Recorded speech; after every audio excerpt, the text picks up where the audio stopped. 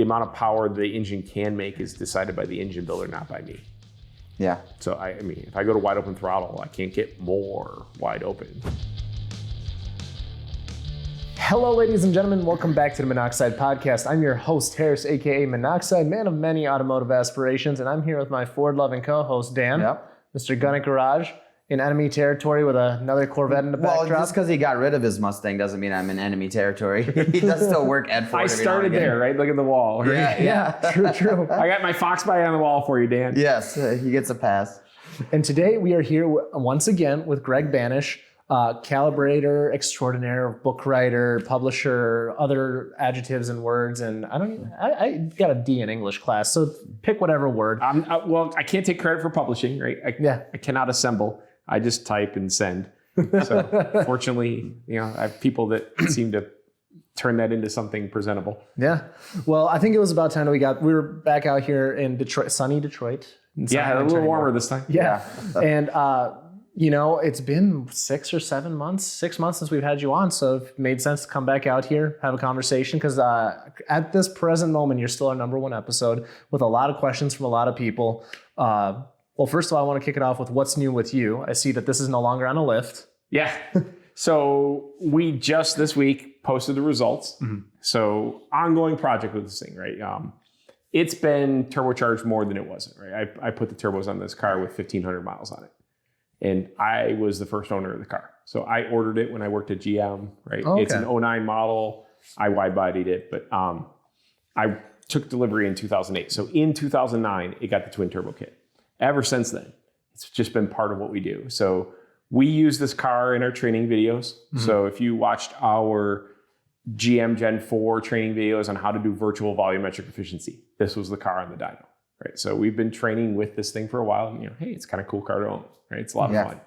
I've replaced my Fox body race car, the American Iron car, and my daily summertime car of an E36 M3 with this, because it does both things better. It's hard to argue in scoreboard, right? C6s are that really cool plateau of performance. Like C5, 6, 7 are all kind of in that space, and what you do with it from there, they're like Legos, right? You can do all kinds of cool stuff. So a while ago, we put head cam package on it and never kind of really got the results that we expected from it. What's a while ago? The other day. Years. I mean, literally. Actually, settle this argument for us real quick. Sorry. When somebody says the other day, what, this drink is strong, right? What does that mean to you? The other day, I don't know, probably within the last week or so. Does that apply to, let's say, this several is a Midwest months thing? ago? Is that what we're doing? Yeah. Does this count if it's several months ago or years ago? Well, I wouldn't say the other day if it was years ago, right? I'd say a while ago. And I'm losing track of time in my age, right? So when I say I put heads on it a while ago, well, I don't want to go back and look at the timeline and depress myself with how long I've been chasing the same stupid problem. But I know it happens in the industry, guys. Right? This happens, and life gets in the way of projects, and other things are more important. So my own project and playing with it, look. Oh, boo-hoo, my first world problem of my 600 wheel horse car that has traction problems isn't making 700 or 800. Kind of hard to complain. Yeah. The car's still a riot, right? So, but for the longest time, I've been like, okay, this package, every time we say twin turbo head cam LS3, and you look online, all the experts are like, oh, they make this much power. It's a ton of power. And I was kind of 660 wheel, and we're always kind of rationalizing that. But you look at it and go, well, it kind of should make more. And we started taking data, right? And I've written several articles about this. Hot Rod's got a few of them. I don't know when they're going to get around to publishing them, but I put them on my website, put them on the socials. And we did back pressure measurements. So we instrumented the car.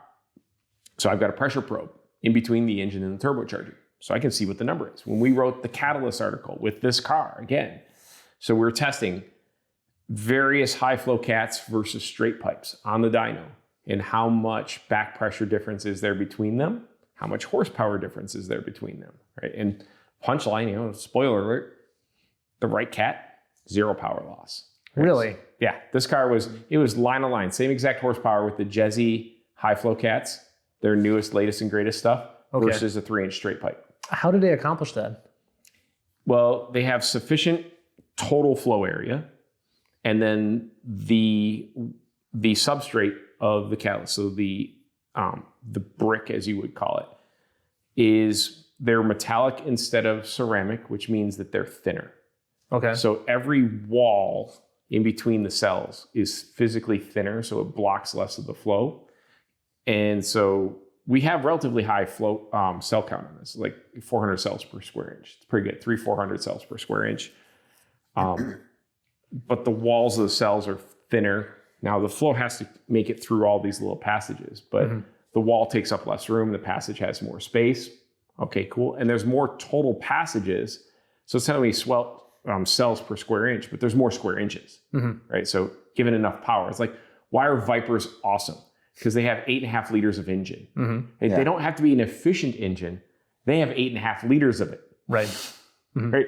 So all the Honda guys are like, oh, we make more horsepower per cubic inch, and the Viper guys are laughing. Right. Same argument, right? So just, more cowbell. Right. So at a 4.5-inch brick versus a 3-inch brick, there's more flow area. Okay. Right. And as you add a 1/4 inch to the diameter, it's the whole pi r squared thing, right? The area goes up pretty fast as the radius increases. Right. A little tiny bit of extra radius makes a significantly larger amount of area. So, high school trig going on here. So we just open up the area enough. Right. And even with the cells in between there, we still have a lot of flow area. Okay. And so the flow area of a 4.5-inch brick on paper is really not all that different than 3-inch straight pipe. Okay.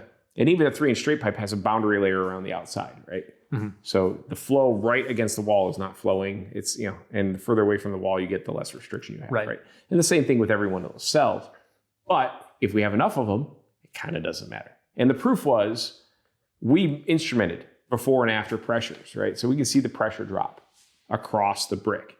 When there's no significant increase in pressure upstream of the brick versus downstream of the brick's not slowing you down. The brick is not restricting the flow. So basic science, right? We're just applying that to our hot rods. And so if I have enough area that the pressure drop is not significant, I wouldn't suspect that it impedes the flow, and airflow equals horsepower. Right. And what a shocker. The two dyno graphs were line on line with each other. Now, is it still spending enough time in the catalyst material that it's burning the emissions off that it was intended for? So as we add more cross-sectional area, we now have more surface area of treated metal that can do the catalytic reaction, right? Okay. So some high flow cats are only 100 cell per square inch, and that means you really don't have a whole lot of surface area of reactive stuff touching the bad gases to help clean them up. And in the emissions range, we're not up at the wide open throttle power, right? That's a different discussion.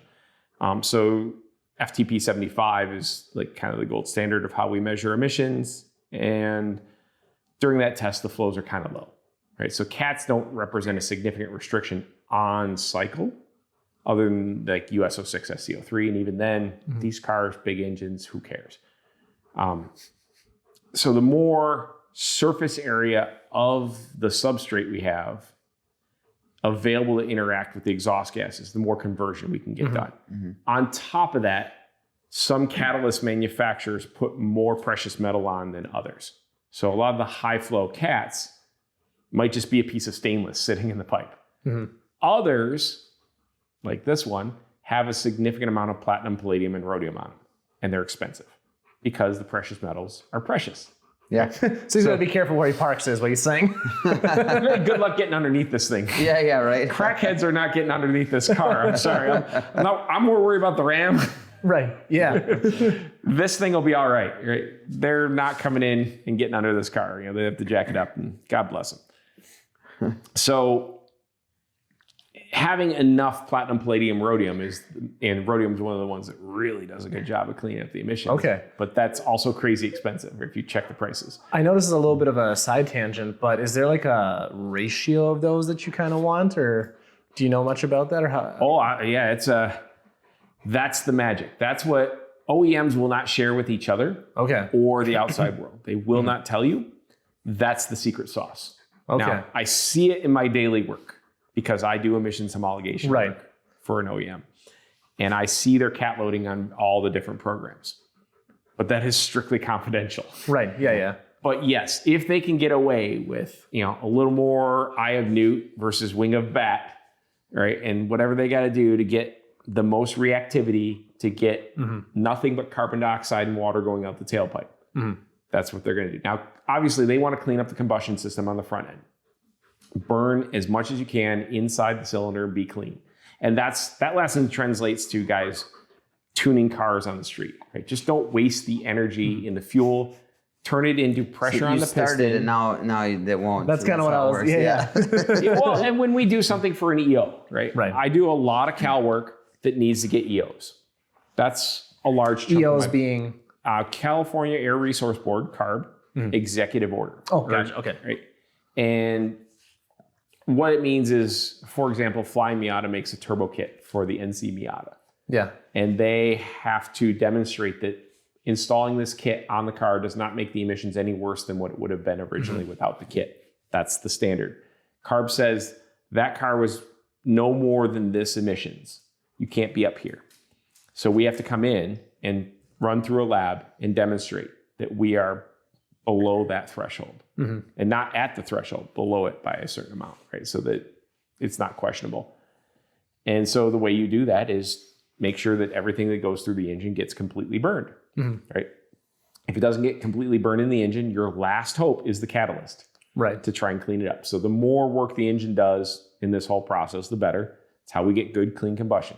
Guys in the aftermarket, hey, I just want to make my car run. It runs great, drives like stock. Kind of laughable. Okay. Because at the OEM, we don't have that luxury of just runs nice. Look, fat, dumb, and happy would feel great to customers if they never saw the lambda sensor, they didn't see the air-fuel ratio on the dash, and we didn't have to measure tailpipes. We would still be running carburetors. It'd be 1962. It works, right? You can supercharge, turbocharge something with a carburetor. It functions, it works. Engines want to run. They can run over a wide range of air-fuel ratios. Cleaning up emissions means don't have leftover stuff. So you got to, we first start by defining what is stoichiometric, and that's the chemical balance that even parts of fuel and even parts of air completely react. And in a complete reaction, you have carbon dioxide and you have water coming out the tailpipe. That's it. When we have too much extra fuel, now you got hydrogens and carbons that form other nasty things that you and I don't want to breathe. And even on the lean side, you have extra nitrogens that form things that you and I don't want to breathe. Sorry, right? That's the game. Don't hate the player. I don't make the rules. I dance to the tune they tell us. So when we do an emissions cal, sometimes we have to, look, if you don't pass, you don't have a product, right? At the OEM. No program exists at GM, Ford, Chrysler, Honda, Toyota, whatever, that fails emissions. It's not even an option. So whatever you got to do to make it pass, make it pass. In the aftermarket, if we're getting a carb EO, again, got to make it pass. Doesn't matter how much horsepower it makes, right? Carb is not excited by our horsepower numbers. Yeah. Now they'll test us, and so if we claim it adds 100 horsepower, they want to see that we are indeed making 100 more on the thing that we tested when we run it through the emissions lab. So it's got enough of the stuff that could make 100 extra. But even with that 100 extra, when you drive it normal, the tailpipe is clean. Right? And that's kind of the challenge. It's easier said than done. And the emission standards are not getting any looser as time goes on. So the current Lev 3 and now Lev 4 standards are pretty tight. You got to have a really clean running vehicle to do it. Can I do that without making it feel like a bag of hammers to the driver?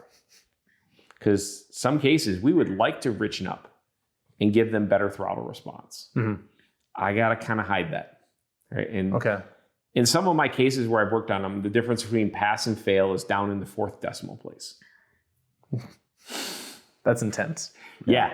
But we're talking about like downstream long O2 trims that are used to find the balance point for the upstream wideband, whatever, right? And depending on the logic, they learn based on this, and the long, dumb, slow average could be off by a fraction of a %. But over time, it adds up to just enough to fail the standard because the standard's pretty stinking tight. I have no choice. We got to pass, right? So now once I get to that point, is it still nice to drive? And sometimes there are trade-offs, right? I would love to give my customers a couple mile per gallon extra for free without the masking by shutting off the fuel quicker on decel. Right? And look, driver's got his foot off the pedal. I don't need to burn any fuel, but I ran into a case on one program where doing that cooled the catalyst too much. Okay. And if the cat's not up at a certain temperature, it doesn't do anything. Right. All our emissions are at cold start, right? Well, if I bring the cat back down to a cooler temperature, the emissions go right back up. So I got to keep that cat warm. So I couldn't shut the fuel off. I had to keep fueling it just to keep that thing from cooling off. And this car still has cats. So even with the turbo upgrade, you guys going back around to this, right? This car still has the cats on it. It has the Jezzy cats on it. Yep. And so we were chasing, why doesn't this thing make horsepower? So dragging us horribly back on topic here, right? Yeah, we're going to get there. And the power kind of went up and it went flat from about 5,300 all the way out to 6,700. Okay. Just absolutely flat, stagnant horsepower. And if you look at data logs, the mass airflow went up to a certain number and went flat. Okay. Choke flow. Something in the system, it's some size orifice that we can only push so much stuff through. And no matter how much harder we push, that's the limiter. In fact, that's how they level the playing field in many racing bodies, right? They have a restrictor plate. Somewhere in here, there's a restrictor plate.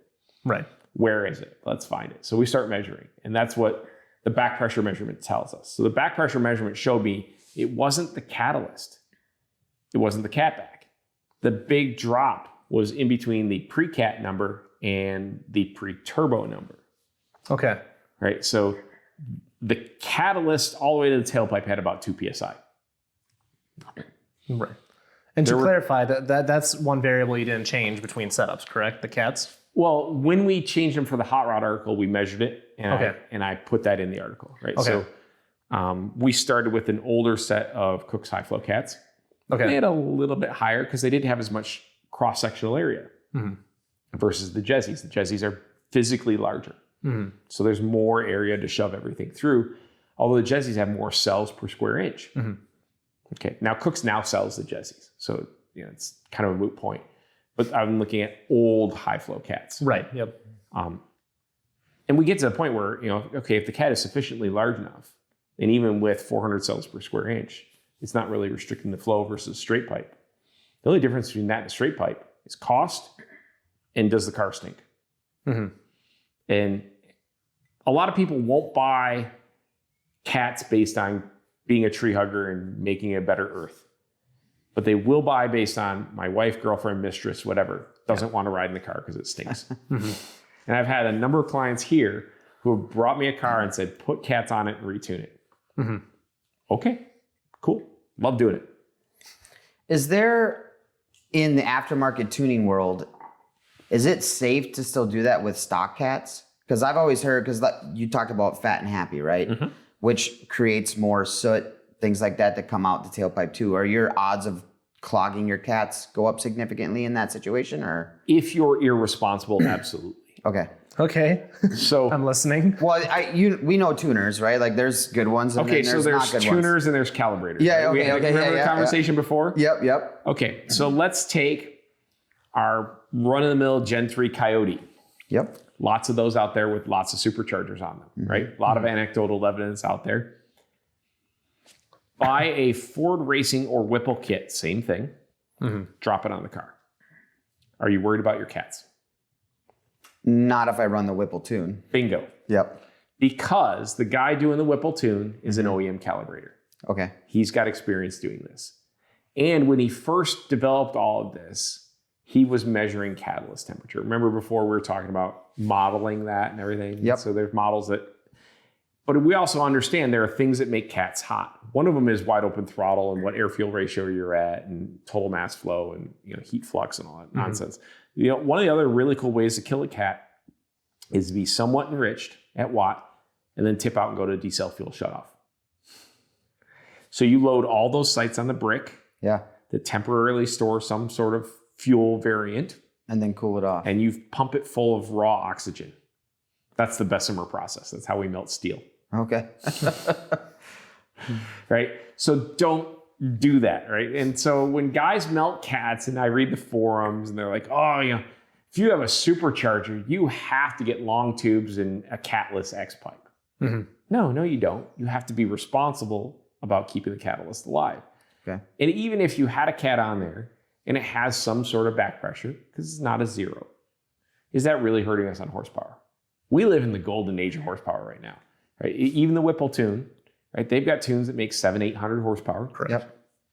Through the factory brick with the factory exhaust manifold. And one of the cool things, like while I was doing the cat research on this thing and trying to uncork this a bit, I actually saw a really good thread on the Mustang 6G forum. So there was a dude on there named Engineer Mike, and he's taking measurements and putting data on it.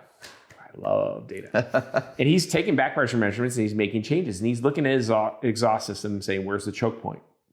And so the coupling between the catalyst and the catback went down to 2.25 OD. And that was the first thing he cut out and put a straight, larger diameter. And he had, back pressure at every point on the curve. And sure enough, that was one of the restrictions. When he was all done with the project, he still had the factory bricks, but he had larger cones going in and out of the bricks. So he was able to direct the flow across the entire surface area of the brick, not concentrated in one little center area. And he said, look, the pressure drop across the brick's not that big. And he's making like 700-800 to the tire. Like, dude, on a streetcar, great. Yeah. Right. So is the catalyst really a problem? No. It took a little bit of time, and he doing all this, and I've seen where the guys, like the flange on the exhaust manifold comes down to kind of a small diameter, so they cut that off and they put a 3-inch V-band in there and a nice large 3-inch V-band to catalyst entry cone, and now it flows nice and smooth. And you use the whole area, and then you have a nice cone coming out of it back to either 3-inch or 2 3/4 or whatever under the car, and you go all the way back. Is that really hurting us on horsepower? No. I mean, it costs some money to do it, right? Yeah. Although he didn't have to buy new bricks. So the most expensive part, thousands of dollars worth of precious metal, he already has. He just did the fab work. And some guys are really good at doing exhaust fab. Great. I can make two pipes stick together, but I'm a MIG guy, not a TIG guy. Right? I'm not that good. I'll farm it out if it needs to be better than that. I took mine down. I just ordered pieces of stainless off of Amazon. And same thing you're talking about, the choke point, right? So where it bolted to the stock stuff, that choked down there, and then when it made it to just make it easier for installation, right? You bolt it in, you're done. Yeah, and they've got like some really tight bends in there too. Right? Yeah. There's some 90s that are really sharp. Yep. If you can replace that with a larger radius. That's what I took it to a local shop and had them. I was like, here's what I need. I need it to this point, this point, this point. They made it. I went home, put it on the car. And what was the result on horsepower? I have no idea. I just saw that as a choke point. Thing. Yeah. Yeah, but at the same exact pulley ratio, Yep. I would suspect that maybe your map goes down a little bit if you're measuring map. Your mass flow goes up and your horsepower goes up. Okay. And your horsepower is going to go up for two reasons. Number one is the mass air went up, so the total flow through the engine. So total number of oxygens plus total number of fuels that carry the energy to release goes up. So you release more heat to the piston. The other is that your pumping losses went down. So on the exhaust stroke, as we try and shove everything through the exhaust valves and all the restriction of the exhaust system, that's work coming off the crankshaft. And so we have a general rule of thumb in the industry, roughly 3 horsepower per PSI. Okay. Roughly, on a lot of engines. Now, some are more, some are less, whatever. But just to give you an idea of the magnitude. So if you pulled 3 PSI out of the exhaust system, you could get almost 10 horsepower for the car. It starts to be real numbers really fast, right? This car, in the original iteration with the original turbos on it, was at 32 PSI back pressure. A factory ECU can get you really far, but if you're trying to get the most out of your car, you have to take your tuning to the next level. Whether you are doing a highly original LS swap or are a glutton for punishment and want to keep your rotary, a Haltech can help you extract top-level performance while keeping your car tolerable to drive. If you go to tunedbysean.com, you can schedule a free consultation to see what is right for you and your build, but you can also go there, save 5% on all Haltech goodies using code Minnoxide, and do it all yourself. That's tuned by Sean, SHAWN.com. Let's get you back to the show. Okay, the math is mathing now. Yeah. Yeah, okay. So I you want went in- zero back pressure is ideal, right? Yeah, Is that, yeah. okay. Engines don't really need back pressure, right? That's You want to old dispel school. that myth real quick, by the way? Engines don't need back pressure. Okay, Yeah. that was quick I was dispel. like, yeah, okay. Good stuff in, bad stuff out, right? yeah. Look, if you want to create ram tuning on a naturally aspirated thing and try and get scavenging, separate discussion. Okay. Okay, so positive wave, negative wave is a separate resonance discussion. Generally speaking, at wide open throttle, especially way up high RPM, right? So long tube headers are way past their tuning frequency at 6,000, 7,000 RPM. Look, mass flow wins. Just get more stuff through. I will have a hard time believing a case where we add resistance to that and somehow make more power. Okay, fair enough. Right? We just want to let the stuff go through. So we were at 32 PSI. I went through and did a series of changes to this thing. So we ported the turbine housings as much as we could by hand. Now, by this point, they've been on the car for over a decade and they're good and work hardened. And they're high nickel content, right? And so it's like stainless, right? So you're trying to grind. So you go through multiple tools. Luckily, that was my turbo guy, not me. God bless him. So we poured the housings. We did the old school trick of we had the turbine wheels clipped. So they basically put the turbine, the turbocharger and the turbine wheel on what looks like a valve grinder. And you take a certain number of degrees off of it. Okay. And you grind it. So you might have a 10 degree, a 15 degree, a 20 degree turbo clip. That's what they're doing. The turbine wheel kind of curves over like this. And if you chop this last little bit off, the stuff coming through, instead of hitting that, is now free to exit. Right? So you lose a little bit of mechanical advantage on pushing the turbo, but you increase its ability to flow more. Right? So you're trading low end response for top end flow. Gotcha. It's kind of like going to a larger AR. It has the same net effect. So we poured the housing, we clipped the turbine, and we actually increased the clearance in between the housing and the turbine itself as well to allow a little bit more leakage. We turned the downpipes into full 3-inch all the way to the front face of the brick. So previously, this kit was designed to fit a stock LS3 or really LS2 car. And they have that 2.5-inch donut flange in between the factory cats and the factory X pipe. Yep. And so I chopped all that off and put 3-inch V bands on it. So it was 3-inch all the way straight through into the front face of either brick. So whether I was using the old high flow cats or the new Jezzies or the straight through or whatever. And that was all present when we did the hot rod article. And what we found was that our upstream back pressure went from 32 PSI down to about 24. Okay. Significant improvement. 8 PSI out of it. Right. Directionally correct. And the power jumped a little bit, but not a lot. And we start talking about, there's guys who make a career out of turbochargers and turbocharger matching. And, they'll say, okay, you want a certain pressure ratio between your exhaust back pressure and your boost pressure. Right. And so race cars will have a 1-to-1. Okay. Right. If you're doing IndyCar, Formula One, whatever, it's probably 1-to-1. 2-to-1 is where we start getting nervous. Some street cars will accept 2.5, maybe 3. I was well over 3. Right. So I can tell I'm on the bad side of that relationship. I've got too much exhaust resistance for the amount of intake flow I've got. And that's what this was teaching us. And it almost doesn't matter what the engine is doing. I had a great set of heads on the car, and I had gone through 3 different camshafts. And none of it really mattered. Because no matter what, any of those could flow enough that we got up to that plateau where now we're hitting choke flow. Yeah. Yep. And the turbine was pretty much the restriction. It just can't get any further. There's nothing I can do with the keyboard to fix this. There's nothing I can do with the camshaft to fix this, right? That combination was super well matched on a stock LS3 at 6 PSI.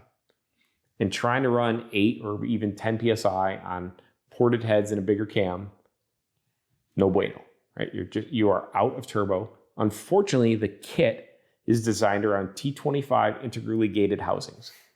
And that is not easy to change. That's just how the kit is built. They're cast manifolds. They go down to a T25 flange. Okay. A lot of other turbo kits are built with T3s. I wouldn't have this problem, right? We just pick a different turbo and bolt it right on. But I'm forced to use the T25 housings. So I'm looking at this and okay, what do we do? Really, the only option is, we're looking at, we did everything we could to that 56.5 millimeter turbine. The only option is go to a newer one. So the newer Garrett GTX and GTX Gen 2s and some of the other stuff out there have 60 millimeter turbines. And there are like ATP makes a housing, or you can just machine this one that has a 60 millimeter hole in it. So now you can put a 60 millimeter exhaust wheel in there, pick a different center section. So I had my local turbo guy finally, he's the one who did the clipping before, and we tested him like, Nick, man, we really didn't get anywhere with this one. Right, so Nick over Turbo Concepts, he's my guy over in Pinckney, and we just couldn't get there with the existing wheels. So finally he said, okay, let's machine the housings for the 60 millimeter wheel. And now we've got what they, part of the 5-blade mafia. Really, there's 10 blades, but only 5 of them are full length. The other 5 are stubbies. And the pictures are on my website of, the 2 next to each other, and kind of see what they look like next to each other. You'll probably put that right here on the video. And you can see, okay, well, that's going to have less stuff in the way of the flow. And by the way, it's a physically larger hole by a few millimeters. But as we talk about adding area around the outside of a circle, matters really fast, right? Yeah. And so as we uncorked that, and there were bigger compressor wheels on it too, so they're able to keep up. And then we retested, right? And so I got them, I put them on the car, and I've been driving around for a little while. Everything's cool. By the way, 0 calibration change to go from turbo A to turbo B, because the ECU doesn't know and doesn't care. It has a mass airflow meter, and the pumping efficiency of the engine at everywhere other than the absolute watt line is basically the same. So I didn't need to move the volumetric efficiency model. I didn't change fuel injectors, and my mass airflow meter is still the same mass airflow meter. Nothing, no change, just drive it. And by the way, I get the same amount of air per cylinder, air charge into the cylinders. Well, then it wants the same spark based on the measured temperature. Okay, cool. So all that normal cal stuff just kind of works. So as I got the turbos from Nick, I took whatever he gave me and I backed him off one turn on the gates and like, let me take some preload out of this. I don't want to make too much boost. I'm driving around like, oh, it's okay. It's pretty cool. We go to the dyno, make the first pull, and it spins on the dyno. I'm like, interesting. Didn't do that before. So we, resettled the car, strapped down nice and tight. Like, okay, well, we gotta be diligent about really make sure. I'm like, trying to look at it, I'm like, it didn't make a whole lot of power, boost on this run. It only made like 140 kPa up top. And, ambient's like 97 on that day. You're still looking at like 5 PSI. Like, it's kind of light. So I get under there, and previously I found that it took 2 complete turns per PSI on the old setup with a lot of back pressure, because the back pressure was literally pushing the pucks open on the integral gates. So I put 3 turns in it. Should be 1.5 PSI based on the old math. And we made a dyno run. Like unfiltered, it was showing like 816. Like the car previously was struggling to make 660. Yep. I'm like, no way. Something's wrong. And I go back and I check the math, right? I'm like, because I'm looking at my laptop and my HP, and I'm like, okay, what was the airflow? And what was the manifold pressure? The manifold pressure was still about 150 kPa up top. It wasn't 140, it was 150. Okay, so we picked up a little bit. But it shouldn't be that crazy. I'm like, the airflow. Well, the airflow's up. So we were previously, 64, 65 pounds per minute. Now we're like 77, 78 pounds per minute. Like, okay.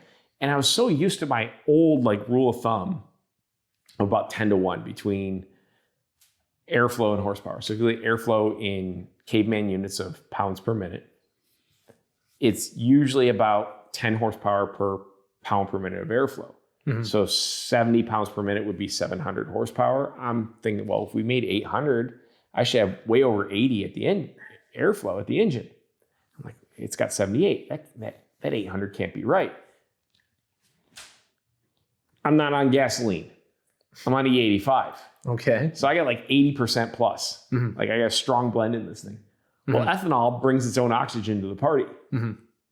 And so you run ethanol at 20, 30% richer just to hit stoic, right? So everything, you need more fuel system to go with your ethanol.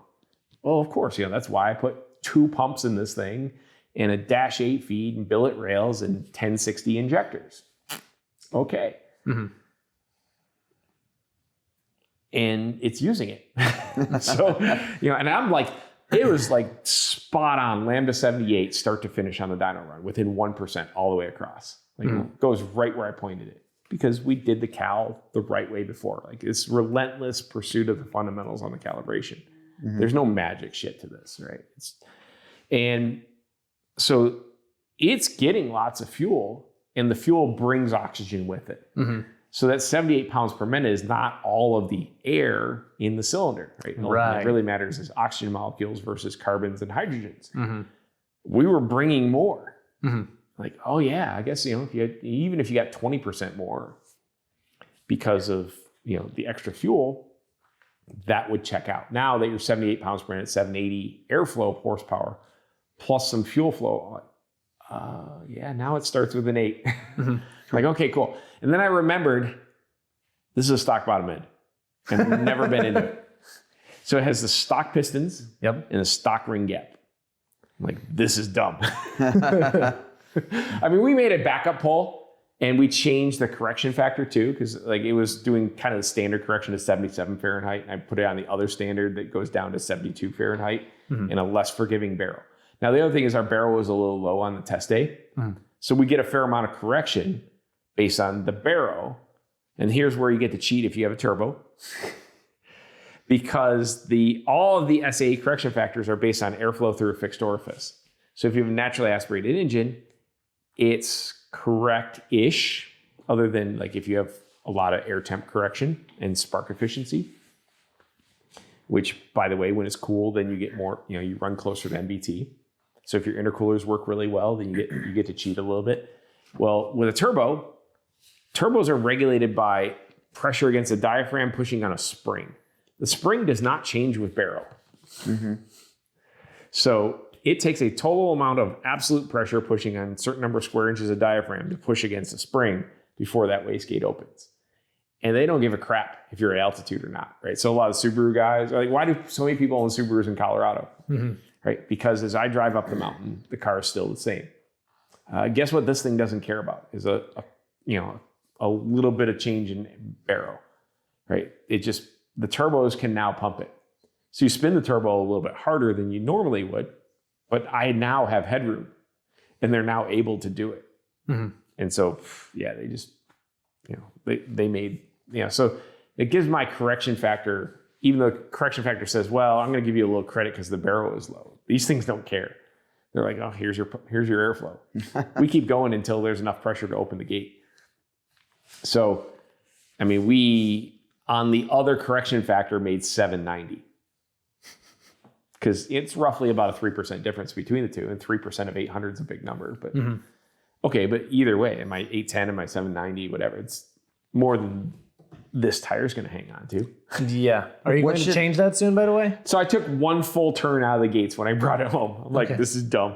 I'm going to Hot Rod Power Tour next week, right? Yeah, that's right. I don't want to do anything and I want to be able to drive it, right? I want to drive it without worrying about it. I mean, the knock sensor is not picking up anything, right? I every once in a while, I get a little tiny bit of trace knock. Perfect. So the cal is on the money. So it goes where it's pointed and it's not knocking. Two things kill engines, knock and RPM. And I don't spin this thing to the moon. It's got, the fuel cutoff's like 6,700. They're Gen 4 rods. They're good for it. And I'm not knocking. I'll be all right. What should the bottom end of one of these be able to hold up to? I mean, I've seen, the sloppy guys are making thousands on them, right? Yeah. So what I did is not revolutionary. I'm not the pioneer here. I don't get special credit for that. Right. I have just another belly button LS3 with turbos. And it made what belly button bolt-on LS3s with turbos on a E85 makes. Mm-hmm. It just finally made what it should have made all along. Mm-hmm. I finally got to where I should have been. Mm-hmm. But what did it take to get there? That's the lesson, right? We recognized that we had choke flow on turbines. And, so the back pressure data, right? We went from 32 to 24. And at that particular airflow rating, now we're down around 16, 17. So now the P ratio is back in the box. Now, the total back pressure still went up from there. And at the end of the run, back pressure on this was still about 12 kPa less than where it was before. Right. But at like ridiculously higher total mass flow. Right. So we were making more power and we still had less total back pressure. And now the map was reading 150. Do I believe the map became the next discussion point? And the first answer is I really don't care, because it's not that map makes horsepower, it's airflow makes horsepower, or air and fuel flow. So I certainly have a lot of flow, and the horsepower agrees with that. The manifold pressure dropping a little bit as RPM and flow climb, I can just digest that and say, yeah, it's okay, it's cool. I do have a BTR stage 1 centrifugal cam in this. So it's meant to keep swallowing as we go to higher and higher speeds. Brian did a great job on the camshaft. It works great. And it's got a really early exhaust valve opening point to try and get the bad stuff out of the cylinder so that we don't have as much pumping work on the exhaust stroke to try and push that stuff out. It lets it blow down early and start going on its journey out of the car so that we don't have to force it with the piston. And the higher we go, the more that particular part matters. And his V2 camshafts have surprisingly lower durations, but he's picked the IVO and IVC points such that they're useful. I was going to ask you about, especially when it comes to cam selection, I've looked at like the BTR catalog before. So is there, and we might be straying from the main discussion here, but is there any reason that you select that over, let's say, a big honking cam, like, some other people may have? 2-hour discussion with Brian Tooley on an eyeball. I do want to get level. him on. That's one of the bucket list guests for sure. Yeah, I mean, it was, he and I chatted about this at PRI a while ago. Like, we agreed, yeah, we'll get the wrong cam in the car. Right? I had the old school thought process of, we needed more intake duration. Okay. So this cam that's in here now is only 217 on the intake side. The old cam was 220. Okay. And I tried another one that's probably very similar to Brian's cam. So there's multiple cams out there that will do what this does. Brian's a good friend. I like the stuff he makes. I've worked out with him on some other projects. So I'm happy to run that on this car, and the results are great. Right. And, things sounds great. Okay, cool. So between his cam and the hooker cat back, start this car, and it's like, okay, it sounds cool. And still MPP, so I can make it louder or quieter or whatever. So I'm happy with what I got, and that's what a lot of this is about, right? When we work with people and you're doing individual customer cars, the only thing that matters is the guy happy with his car. Right? True. Does it run right for him? It's not about what I want. So if a customer says, I want to hear the cam, okay, cool. We can put chop on a stock camshaft. It's just really bad idle control. So that's entirely doable. Can I smooth out a cam like this where you couldn't hear it at all? Yeah, probably. So you would never know. I've intentionally left some burble in this thing because V8s with burble sound way better than 4-cylinders doing pops and bangs. Oh, there goes our 4-cylinder audience. Sorry, guys. But, it's not pops and bangs, it's burbles, right? And with 6 liters of engine, and shit, you hear the Viper guys with it right there. They do it too, right? A lot of new cars do it from the factory because they can kind of make the car sound more aggressive, more sporty without ruining other things. Right now, there's a limit somewhere in there. It's a gray area. How much is too much? How much garlic do you like in your pasta? Right? There's a limit. I found it. So, there is a limit of how awesome is awesome, right? And, right. And some customers will say, give me more, give me more. Fine, right? It's the golden rule. He who has the gold makes the rules. Now, if we have to pass emissions, then there are some limits. Whole different ball game. Yeah. But, there are a lot of factory cars that pass Lev 4 emissions with some burble in them. So it's not entirely prohibitive. Remind me again, so Lev 4 is the incoming one? It's current now. The current one. So when did that come into play? Roughly. When did it come into play? 26 model year, if I'm correct. Okay, gotcha. So they're out there right now. Okay. But the emissions bins in Lev 4 overlap with a lot of what was there in Lev 3. It's just they're trying to push the fleet average tighter and tighter. Okay. So that means somebody like, let's use Ford or GM as an example, that means throw more EVs into the fleet as well to bring that average down? Yes, and it's a bigger penalty if you have something that's up in the dirtier bin. Mm-hmm. So some things like supercharged V8s might be what we would call bin 125, which is 125 milligrams per mile average on the FTP 75. Okay. They want everything to be kind of 70 milligrams per mile. So for every vehicle you build at 125, you're going to have to build a lot of 30s or 20s to offset it, right? And eventually get to the point where you really can't afford to do very many 125s. Right. You're going to have to make things 70s or 50s or whatever. And so if you look at that little white sticker under the hood of the car, so pop the hood, there's a little white thing. It's called the VECI, Vehicle Emissions Control Information. And on that, it will tell you, US EPA Tier 4 bin 125, or it will say California Lev 3 bin 70 or something like that. Mm-hmm. And that tells you what emissions bin the vehicle was certified to. Mm-hmm. And so ironically, if we're doing stuff in the aftermarket, if we want to go get our car BO, that's how clean I have to be. Mm-hmm. So if it was originally a bin 70 vehicle, it means I have to have no more than 70 milligrams per mile on the FTP. Now, does that go just across that model? So does it average out that way? Or can like a Mustang and a Focus can the Focus offset the Mustang, or does it have to be within that model run? So for the fleet average, Foci offset Mustangs and F-150s, right? Okay. So, big V8 heavy things probably have worse emissions than small, lightweight, clean four-cylinder. But so it doesn't need to be within a model. It's them as a fleet. There's no Mustang that's bin 20, right? Bin 30. Well, I was thinking of the Mach-E. I was trying to figure out why they would call that a Mustang. So Mach-E, you get to average in some, what used to be, it's funny money on how they do the averaging, right? So the EVs, you get a certain amount of credit for. And that was the whole, good tangent here, Dan. Yeah. That was the whole. I'm just trying to make the Mach-E make sense to myself. Well, for what the fleet average was going to be, and the EPA recently revoked that. Like Congress revoked it. Yeah.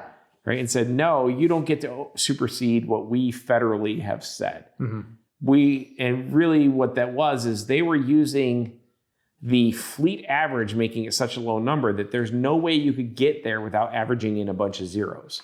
Because engines on average are not that clean. Right. So the only way you get there is by playing funny money with zeros. Mm-hmm. And so it was forcing an EV mandate. They were backdooring the EVs in. And Congress came in and said, you know what? Your standard shouldn't be tighter than our federal standard. And this is the whole recent SEMA win on this, that now we stick to the federal standard. Now, the cold, hard reality, I think we touched on this before, was that some of these emission bins are cleaner than the background sample in big cities. Mm-hmm. So how dirty is a vehicle? Even bin 125 is a ridiculously clean vehicle. What is the new ZR1 was a ridiculously low it's 125. Bin too. Was it 125? Well, I don't know. I haven't seen, they didn't release it yet. I haven't looked it back up. The certificate of conformity for the Z06, because they did release that's in production, was bin 125. Crazy. Is that the largest bin? Is the dirtiest bin in bin 4. Okay. But even when we say dirty, 125 is really stinking clean. Yeah. It's 125 milligrams per mile over what's effectively a 7.5 mile test. So it's less than 1 gram of non-methane organic gases plus oxides of nitrogen combined over the drive to work. It's kind of small. Do they factor in heavy and medium duty truck stuff? Different stuff. That's a whole different So this is light duty vehicles. Okay. Oh, that's right. So one of the workarounds is when they make a vehicle that's so heavy, it gets binned as a medium duty vehicle rather than a light duty vehicle. Yep. So Hummers, Escalades, really big heavy things. If they weigh so much, I guess if you shoot the moon, you play a different game, right? Now you're up over here. It's a medium duty vehicle. It's not this. The problem is, that's neglecting the fact that people are driving that to work as their daily. Yeah. Because I think the 3/4 ton rolls into that medium duty. Absolutely. Yep. Oh, absolutely. 3/4 ton. That's why they don't have to. They don't advertise the MPGs on that stuff. They don't have to, and they don't want to. It's a different. So once upon a time, I worked on F250, 350. Okay. And yes, it's medium duty standard. So those, instead of being a 125, might be a bin 160 or a bin 250. Okay. Right. So at 250, that's twice as much as this other 125. Right. The math checks out. Yeah. But I mean, when you have a 9,000 pound vehicle that you have to get moving from 0 up to 40 miles an hour and back, it takes a lot of energy to move heavy things. Bin 125 would be rough. Well, and again, if you had perfect combustion and you had no leftover parts, then the tailpipe emissions would be clean, because none of this includes CO2. Okay. So miles per gallon is not part of the emissions test. There's a separate CAFE standard, corporate average fuel economy. So fuel economy is a separate shell game of numbers, and they have to play that as well. So that's a separate discussion. They have teams of people at the OEMs. That's their job, to understand how the fleet average is for that as well. And it's based on some really fuzzy math, and I don't love the game, but I don't make the rules. When we talk about passing emissions, you can burn all the fuel you want as long as you burn it completely. So perfect combustion of a hydrocarbon fuel. So I take H's and C's going in and mix them with air, which contains O2. I should get H2O and CO2. Neither of those are regulated on the standard. So when I say bin 125 or bin 70, it is the 70 is milligrams of combined non-methane organic gases. So what used to be hydrocarbons, but now they call it NMOG, because there are other things other than hydrocarbons that come out the tailpipe, like especially if you're running ethanol. Ethanol makes formaldehyde. So formaldehyde is not a hydrocarbon per se, it's an aldehyde.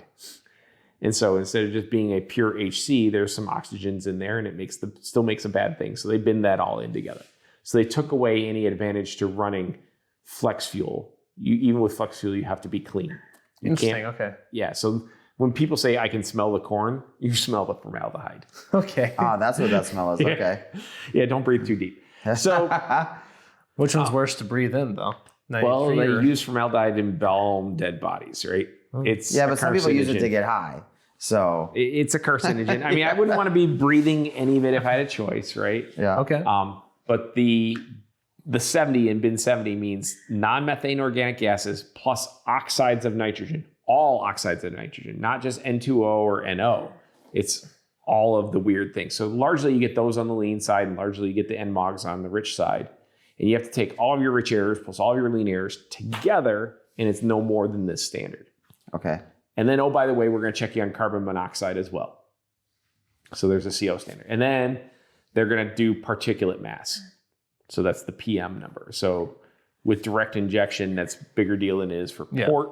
Because sometimes if we put fuel in at the wrong time and it doesn't completely mix and evaporate, little kernels of fuel, the outside shell burns and the inside stays, and you get this little tiny chunk of charcoal that goes out the tailpipe, and that's no good. Turns out that stuff's really bad for you too. Well, yeah, so we talk about PM10 and PM2.5, and it's how many microns is the little thing. And the little tiny micron thing goes into your lung and finds a spot, and it agitates things and turns into really bad stuff. I do wonder, and I'm not saying this jokingly, like, because we had this, Canada fire at the present moment. I'm like, I wonder what the, I'm sure there's a measurement somewhere, like how fine the particles are. Yeah, 100%. Even with California wildfires. Yeah. Completely undid all of the vehicle standards. Yeah. 100%. No, I should. That's an inconvenient truth, as they say. Yeah. So we're not tested based on wildfires, unfortunately. Now, we were told that that's why they added port injection back in on a lot of things, was to help burn that. Yeah, so when do you make that? It's when you try to put a lot of fuel in a really short window, right? So, and that's what DI, the window, is about a quarter of the size of the PFI window. Yep. Right? Okay. Basically, you have the intake stroke. Out of 4-stroke engine, the intake stroke is the only real window of opportunity to cleanly add fuel to the engine. Now, usually that's enough. For most cases, that does it. But we're idiots, right? We like pumping more stuff in there, and we need more to go with it. So if you pump more air in, we got to get more fuel in. And how do you get enough fuel in? Well, you try and jam it in. Well, if the time window is only this big, you got to get all this more fuel in less time. It's going to go in like a fire hose, not like a fine mist. Yep. And it's harder to evaporate. Evaporation takes time and temperature. Really simple, right? That's Actually, 6 credit hours of classes for you right there. Evaporation takes time and temperature. Well, I always think about it too when you see like an animation of how a 4-stroke works, right? They're always showing you everything in slow motion, right? And I'm like, now you understand that that's happening 6,000 times in a minute. Yeah. Like that's crazy. Every 20 milliseconds at 6,000 RPM. Yeah, that's which insane. means the intake stroke is 5 milliseconds. Holy shit. Jeez. 5 milliseconds. When you think about it that way. Yeah. So your pulse width on DI, if your DI pulse width is over 5 milliseconds at 6,000 RPM, is by definition no longer the length of only the intake stroke. You have either violated on the front side into the exhaust stroke, where the valve might be open, or you're not getting it done and it's still trying to happen as the piston's coming up towards TDC. So now during the compression stroke, and even though you injected, and even though the fuel is physically present in the cylinder, does it have time to mix and evaporate? Right. And the answer is not always, right? And that's where, so if only the shell of it evaporates and the inner core doesn't, and flame comes past it at that point, you're left with a little tiny chunk of charcoal that becomes your PM out the tailpipe. That's the problem. So as we PFI it, the nice thing about port injection is the entire 2 revolution window at 6,000 RPM is our available time to add fuel to that particular cycle. Right? It's from intake valve closing event to the next intake valve closing event. That's the window. And at least the fuel gets delivered. And if it hits the back of the intake valve, it may have some resonance time, but it starts to evaporate and become a cloud there, and then it gets sucked in and it mixes. And the cool thing is at wide open throttle, port velocity is crazy high. Yeah. So the mixing's pretty good.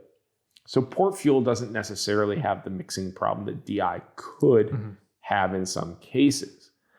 So if I get to the limit and I've used all of that intake stroke time to get the fuel in, and I need more fuel, what's my next tactic to get fuel into this engine? Right? I can go to a bigger DI injector, but that time window is not going to move on me. Right. It almost seems like it would be harder to do it with a bigger injector. Bingo. I hate touching DI injectors for that exact. Now, Gen 3 Coyote and now Gen 4, awesome. I love it. I did an EO program on a supercharged Gen 3. I passed emissions. Right? Cool. Yeah. But I like it because I can add all my other fuel from the port. Yeah. Don't touch the DI. Now, Ford actually does use the PFI on cold start because, by the way, hitting the valve and giving it a little bit of resonance time gives it a chance to evaporate. DI is actually kind of hard to light off when it's really, really cold. Okay, cool. Once things warm up, then it's cool. DI is cool because you get some in-cylinder cooling. Yeah. So it's like having a second intercooler. Cool. To a limit. After some point, you can't really evaporate all of it, so you don't get that benefit anymore. You might as well put it in somewhere else. So on Gen 3 Ford, I get to play that balance. And there's a table in the ECU of what percent is DI versus PFI. And I can play that game. Cool. GM did it on the C7 ZR1. Yep. Right? And they're doing it on the new LT7. Absolutely. For a reason. Because you can only fit so much stuff in on the DI side. And when you want to make 1,064 horsepower, it's going to take a little bit of fuel. Right? Just a little bit. So, okay, I want to ask you this question because this is something that we discussed actually with Sam, back to episode 110. And can you touch on why time is so important? And I'm going to ask this question horribly, but one of the things that he mentioned is, for example, Mercedes did some crazy development with the way that their cylinder heads are shaped and all this to make sure that everything is getting burned fast enough. That's how they accomplished their highest horsepower 4-banger stock ever or whatever. Do you kind of see where I'm going with that question? Yeah, so now you're on to combustion time, not evaporation time. But on the heat transfer side, all the equations include a T for time. Okay. Right, so heat transfer and evaporation takes time, right?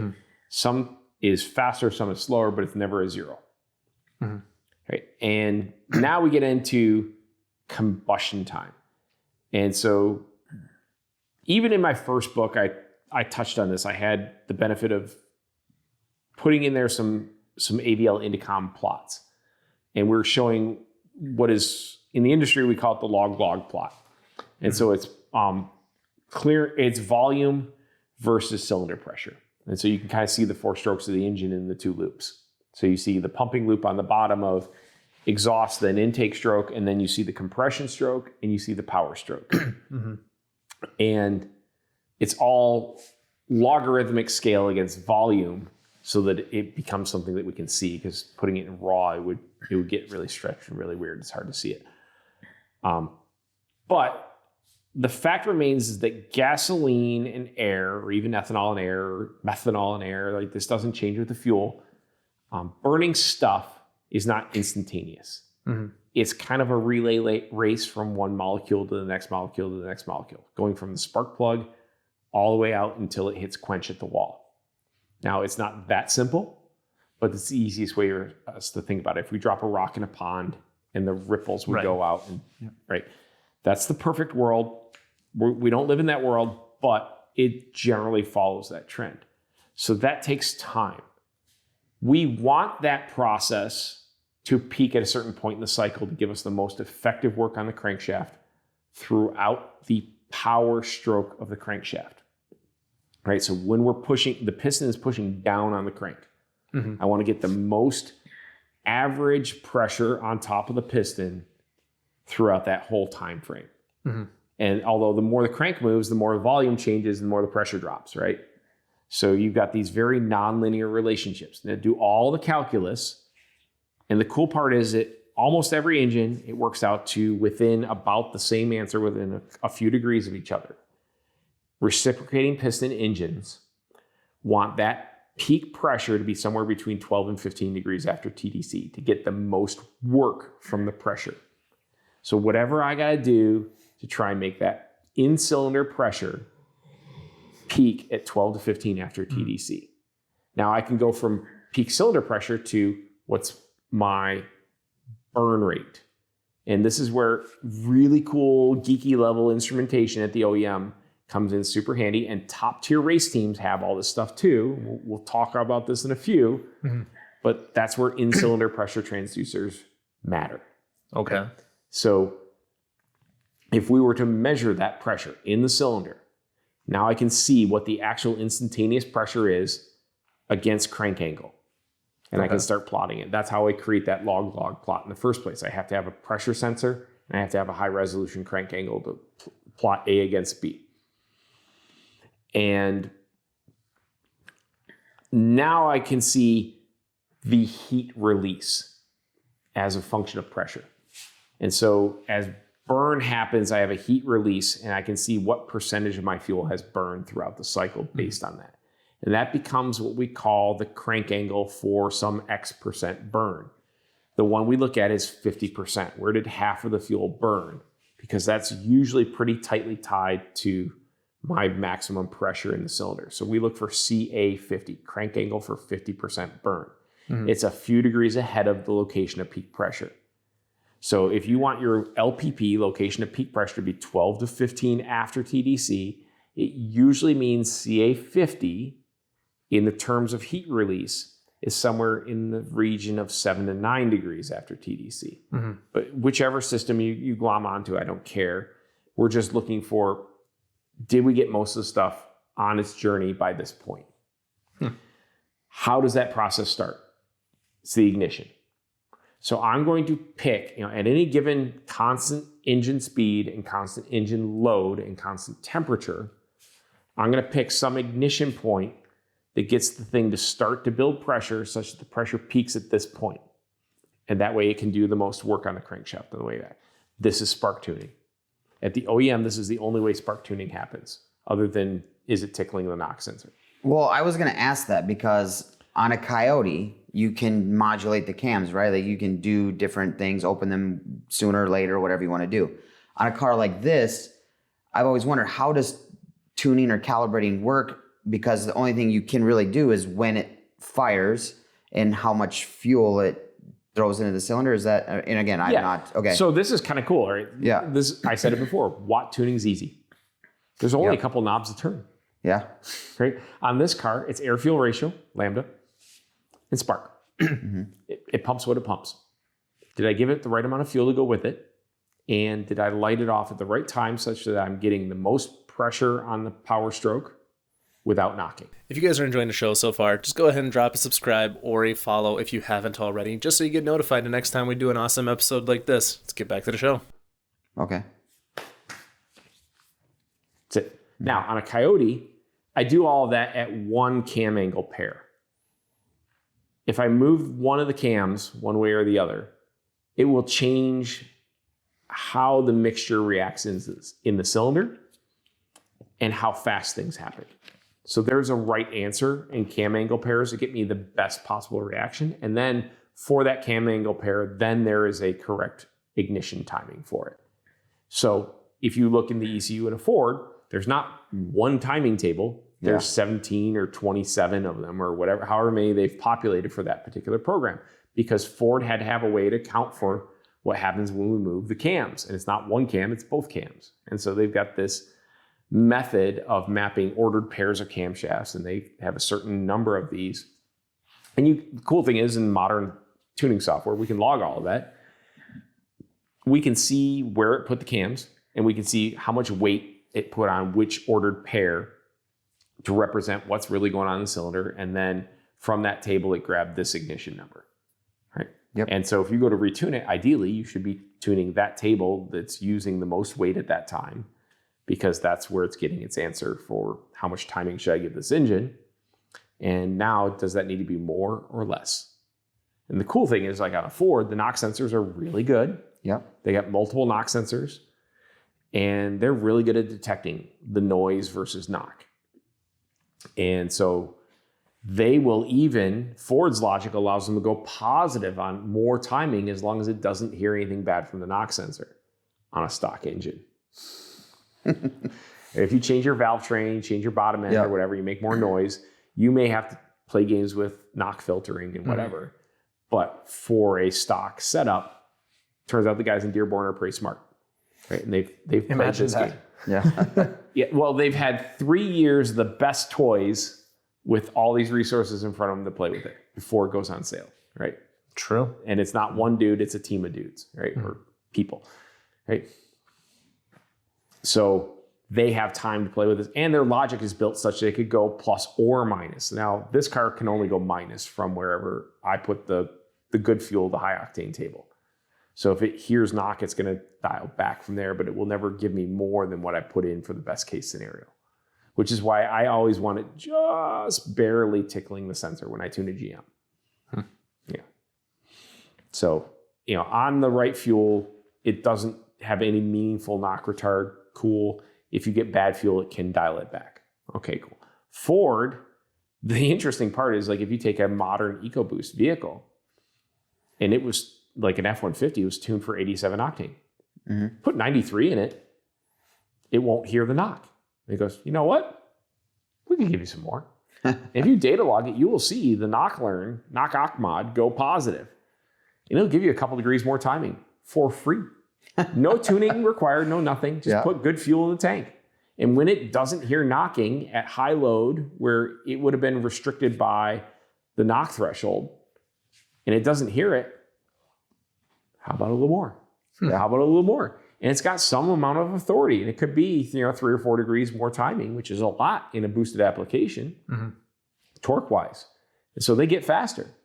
So it's not rocket science to come up with a tune that makes more power when you know you're moving from 87 to 91 or 93. So it's funny that you bring that up, because my wife just got a 2015 Navigator, 3.5 EcoBoost.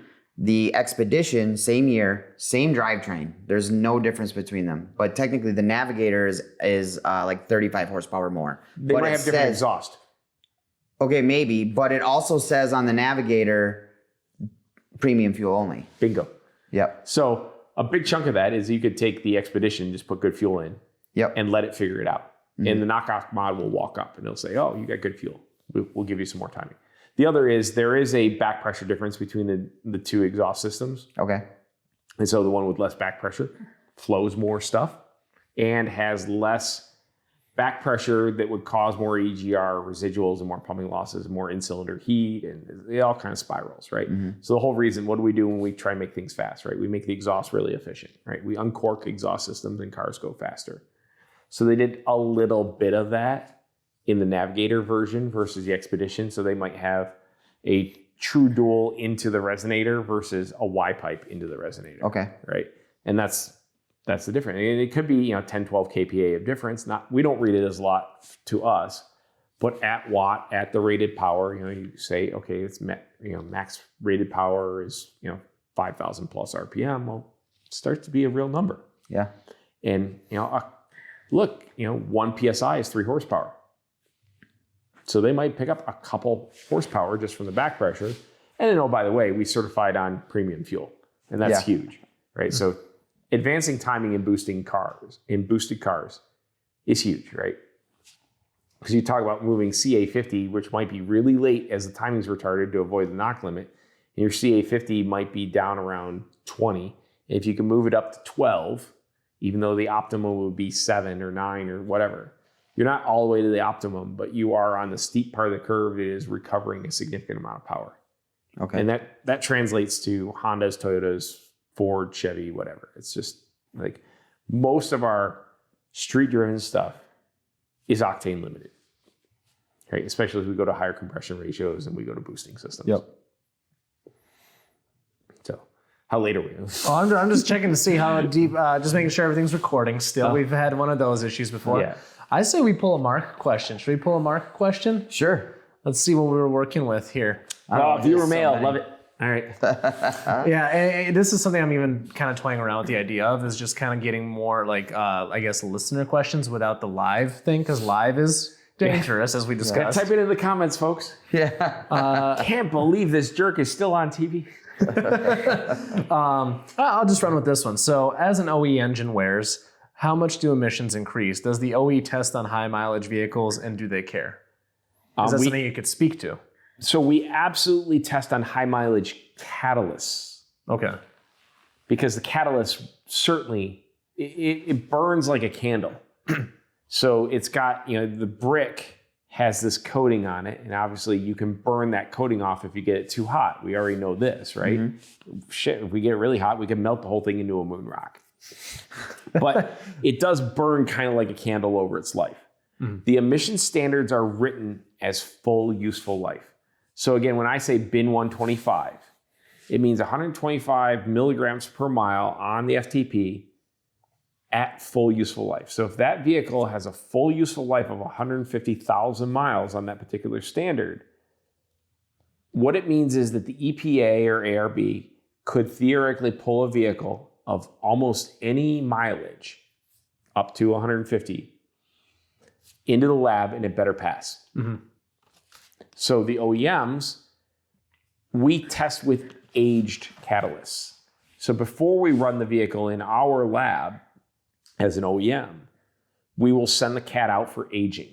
We might do it in-house, we might have an outside company do it, whatever, but there's a way in which time at temperature plus a certain amount of poisoning degrades the catalyst such that it behaves the way it would if it had 150,000 miles. Okay. And we have to pass with that catalyst on the engine. Now, regardless of the engine, still have to have at least 4,000 miles on it. And this is kind of like an industry standard? Yeah. Okay. So we certainly get 4,000 miles. So you're definitely broken in, right? Rings are seated, and things are happening. But the catalyst aging is way more important than the engine aging.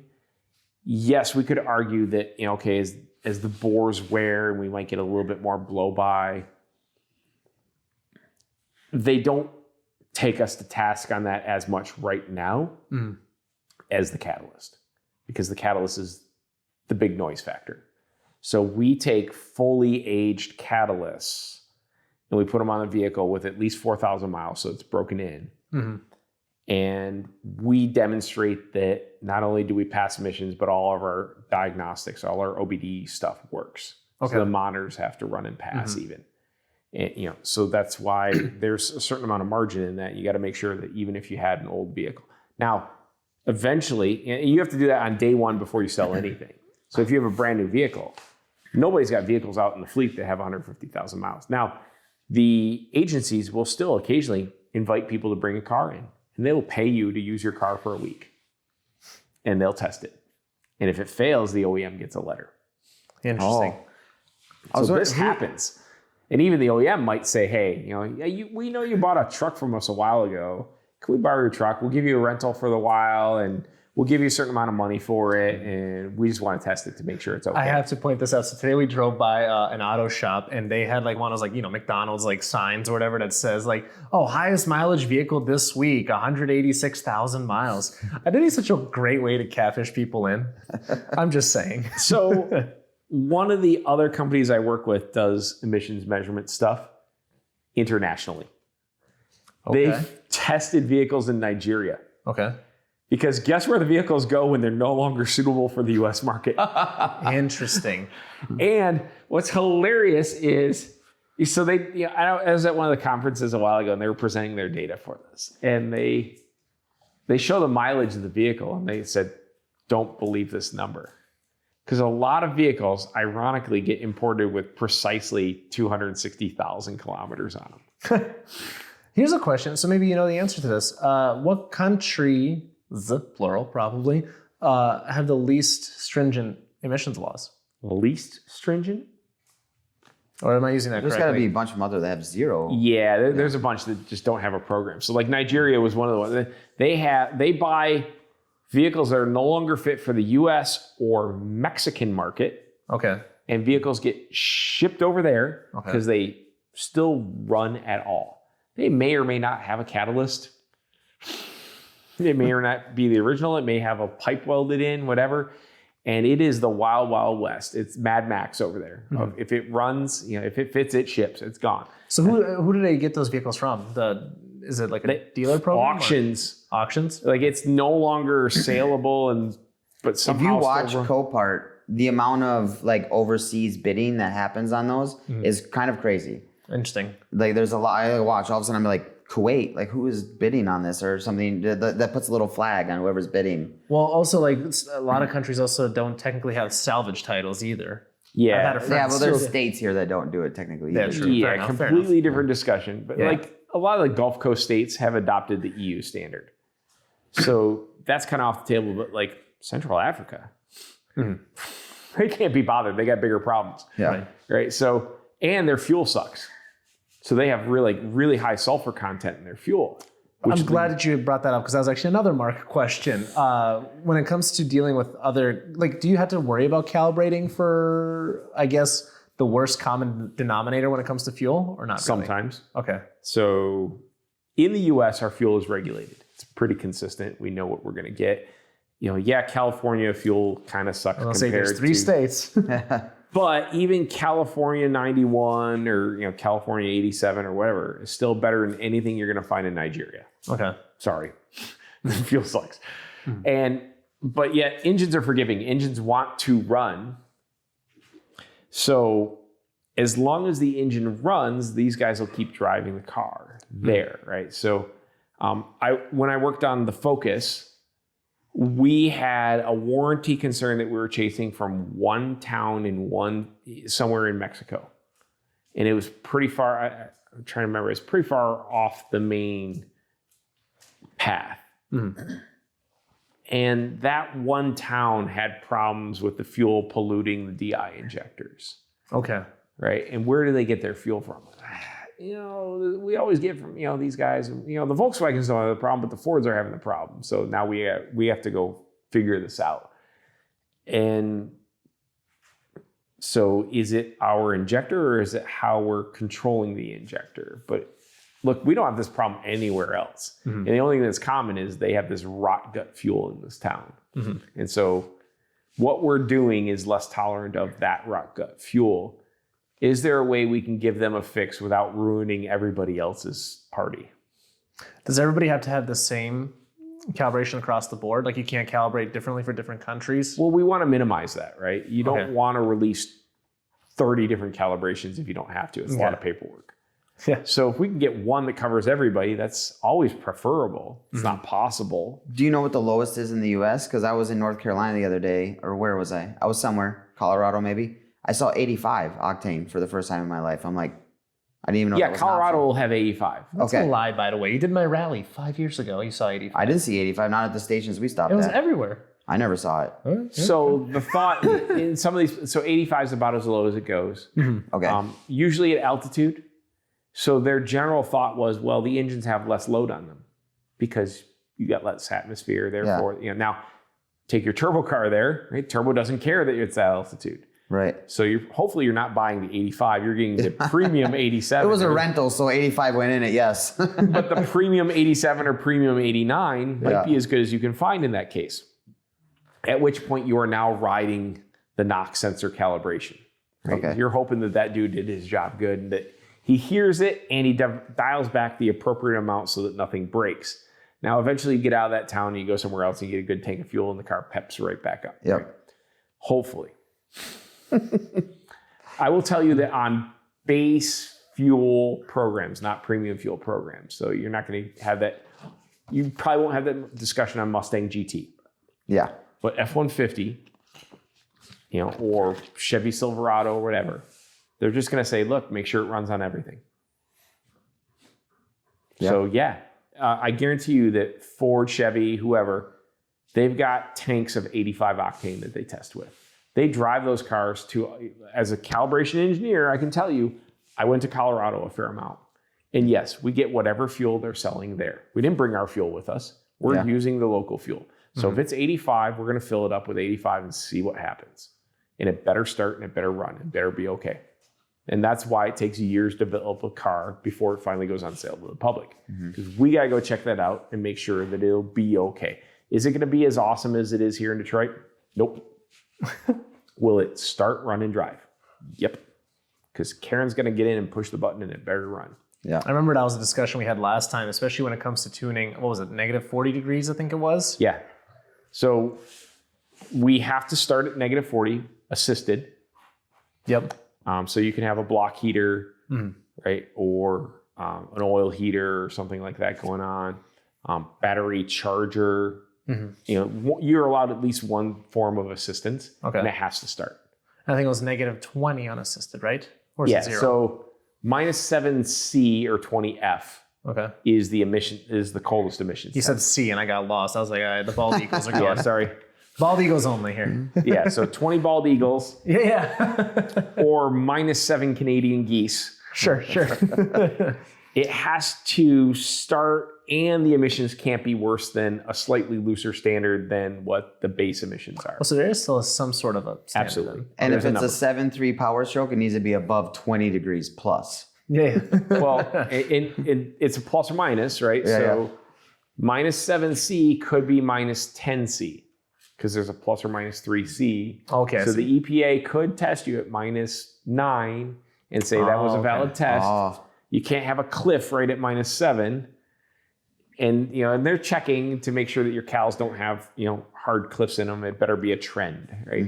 Right. And look, we tested plus or minus a little bit and it better pass, right? And they don't want to hear excuses. It just better pass. So that's why a lot of OEM calibrators have jobs, right?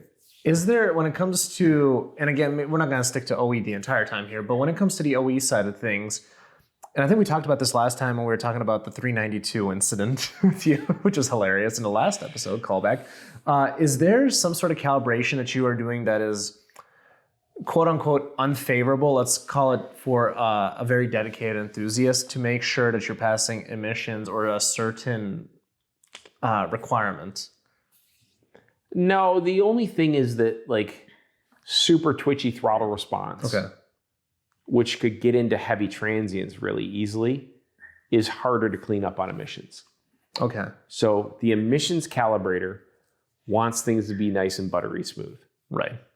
Because as we have rapid changes in air charge or throttle angle, which leads to air charge, we could potentially not keep up on the exact air-fuel ratio on each cylinder event. So, how rapid it's moving, we have a lot of logic that anticipates, but I don't want to rely on the anticipation any more than I have to as an emissions calibrator. Right? I just want it to be nice and smooth and right there, so that even my closed loop is keeping up and just keeping me right on target. Historically, emissions calibrators like automatic transmissions more than manual transmissions for this reason, because manuals had these abrupt changes as people engaged gear sets. Yeah. And it can be totally different depending on who the driver is at that point. Yeah, and in cases where the converter's not completely locked, well, it's a little bit of slop and it keeps things nice and smooth. The peanut butter fills in the cracks, right? So it's a little easier to pass on an auto versus a manual. It also means that the driver has less impact on the cycle. So a bad driver in the certification area can't fail the test for you as easily on an auto as he could on a manual. Okay. Speaking of that response, I tried out a pedal commander for the first time the other day. And a friend of mine bought one. He's like, I want you to just try this out and tell me what you think. And that was a wild ride. It was very weird because I was used to a little bit of lag there. And I tried it on the biggest setting and there was nothing. To touch the pedal and the thing just wanted to take off like a bat out of hell. Yeah, and so the 0 and the 100 can't move, right? Yep. So normally there's a curve like this in between the two, and they might draw a straight line or they might draw it this way, right? The curve the other way. The only thing I can tell you for sure on those is that 0 still has to be 0 and 100 still has to be 100. And what it does is you're just telling the ECU the pedal's at a different place than it really was. Okay. So if you move from 10 up to 15%, they might report that you went from 10 up to 50, right? And the ECU is going to do what it's going to do when it says, oh, geez, the guy asked for a lot. Here you go, right? And it'll just give you the response based on what it saw coming in. Now, the reality is, if you decided you wanted to be a club-footed driver, you could probably elicit that same response just by really hammering the pedal every time. Would you do that? Probably not. No. But that's what they're doing, right? They're reporting a bigger change, but they can never report more total than the maximum. So they just get closer to the maximum sooner. I just did a cal for another customer who had one of those on his car. I'm like, take this shit off. Yeah. Ooh, I said one of the 7 words. So, by the way, I had it in eco mode and tried to pass a car through a wrench light, and then my gas pedal became useless. So I took it out, turned the car off. It's weird that it failed the wrench light because it kind of shouldn't be able to do that. But because wrench light means that you had more airflow than you should have at that throttle angle. Okay. But what you probably had is such a rapid change that the anticipation wasn't keeping up with reality. Yep. Now, if you had just stood on it as a driver, you went from 0 to 100 right away, leaving a parking space. Well, it should be able to respond. I mean, that's how we do burnouts, right? And it shouldn't throw a wrench light for that. But I work on a lot of cars where, we make a lot more power than stock.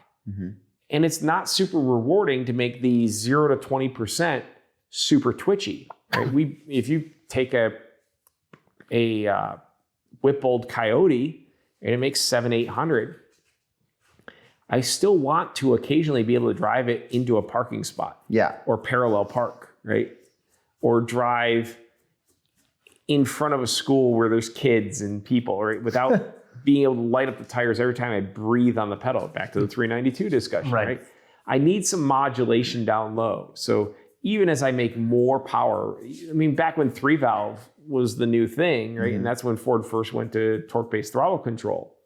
I actually thought it was really cool because I could make lots of power up top and I could actually soften it from stock from 0 to 10% and make it easier to drive because you don't need 700 horsepower to parallel park. Yeah. And you don't want it. Yeah. Right. So let me give you some resolution down here. And if you want more, the more you step on the pedal, the more I will reward you for it. But if you're not asking for it, I'm not going to give it to you artificially. So the pedal commander type things, the pedal modulators, just give you more in an area, and people perceive that as, wow, it's really sporty. But it never gave you more than the engine ever would have been able to do. Right. That's how I always thought about it too. It took that delay out, which then I just adjusted my driving style for when. After 2 days, you will figure it out. Yep. Because humans are really good PID loops, right? So you will figure out what proportional and integral changes you need to make to try and get your feed forward to match the system's output. And so, the engineering students are nerding out over this right now. Like, yeah. But the reality is humans are pretty good at correction loops. Well, I submit to you that if I took it away, after a couple of days, you would get used to it not being there also. Yep. And if you want more, you'll just ask for more. And so I had to coach my driver, and my guy brought me a car, and I took one of those out. I said, just drive it. And don't call me for 2 days. Call me 2 days later and tell me what you think of the car. He's like, oh yeah, this is pretty good. This is good. Then you didn't need that funky little box, and that's just one more failure point that we don't need to worry about. Yep. So, unfortunately, that's one of those parts. And I have friends who manufacture and sell them, and it's cool. They've hit a market. Great. It's not for me, and it's not the kind of work I do. So it does for what, like you said, it tricks you into, when you get it at first, you're like, oh wow, man, this thing is a whole nother car. But you have the ability to elicit that same response. Just step on the pedal harder. And once I start coaching people on that and explain to them, look, the car responds to how you drive it. If you drive aggressively, it will respond aggressively. Because, oh, by the way, not only is it just throttle movement, but the trans adapts to that too. Yeah. Right. So modern transmissions are looking at estimated torque and then giving you a reaction on either shift duration or inertia harvesting, which turns into clutch pressures, directly proportional to what the driver request is. It might be in units of torque, but it's still more or less, right? What, you all right? No, I'm just giving you, whenever we have one of these lulls, I'm just like, let's freak Dan out for a second. Do you have We need like 10 seconds of uncomfortable silence in the middle of... well, it's like those like Super Bowl ads. Like I remember when they started playing like the dead silent ads for a while, and like everybody was like, "Oh, did my TV break?" Like just pay attention. Just want to make sure people are still listening. Do you have a tune or calibration that comes to mind that was just like nailed it situation, like that? Just like I really un-effed up that car or whatever the case is. That happens. I don't like having to play the game of I can do this better than X, Y, or Z. Well, not necessarily being better, yeah. Is there a more rewarding one? Yeah, there we go. That's the word. Yeah. Not un-effed up. Yeah. Rewarding. You're drunk. It's fine. Look, anytime we take something that makes 50 to 100% more power than stock and make it controllable, I feel like we did a pretty good job.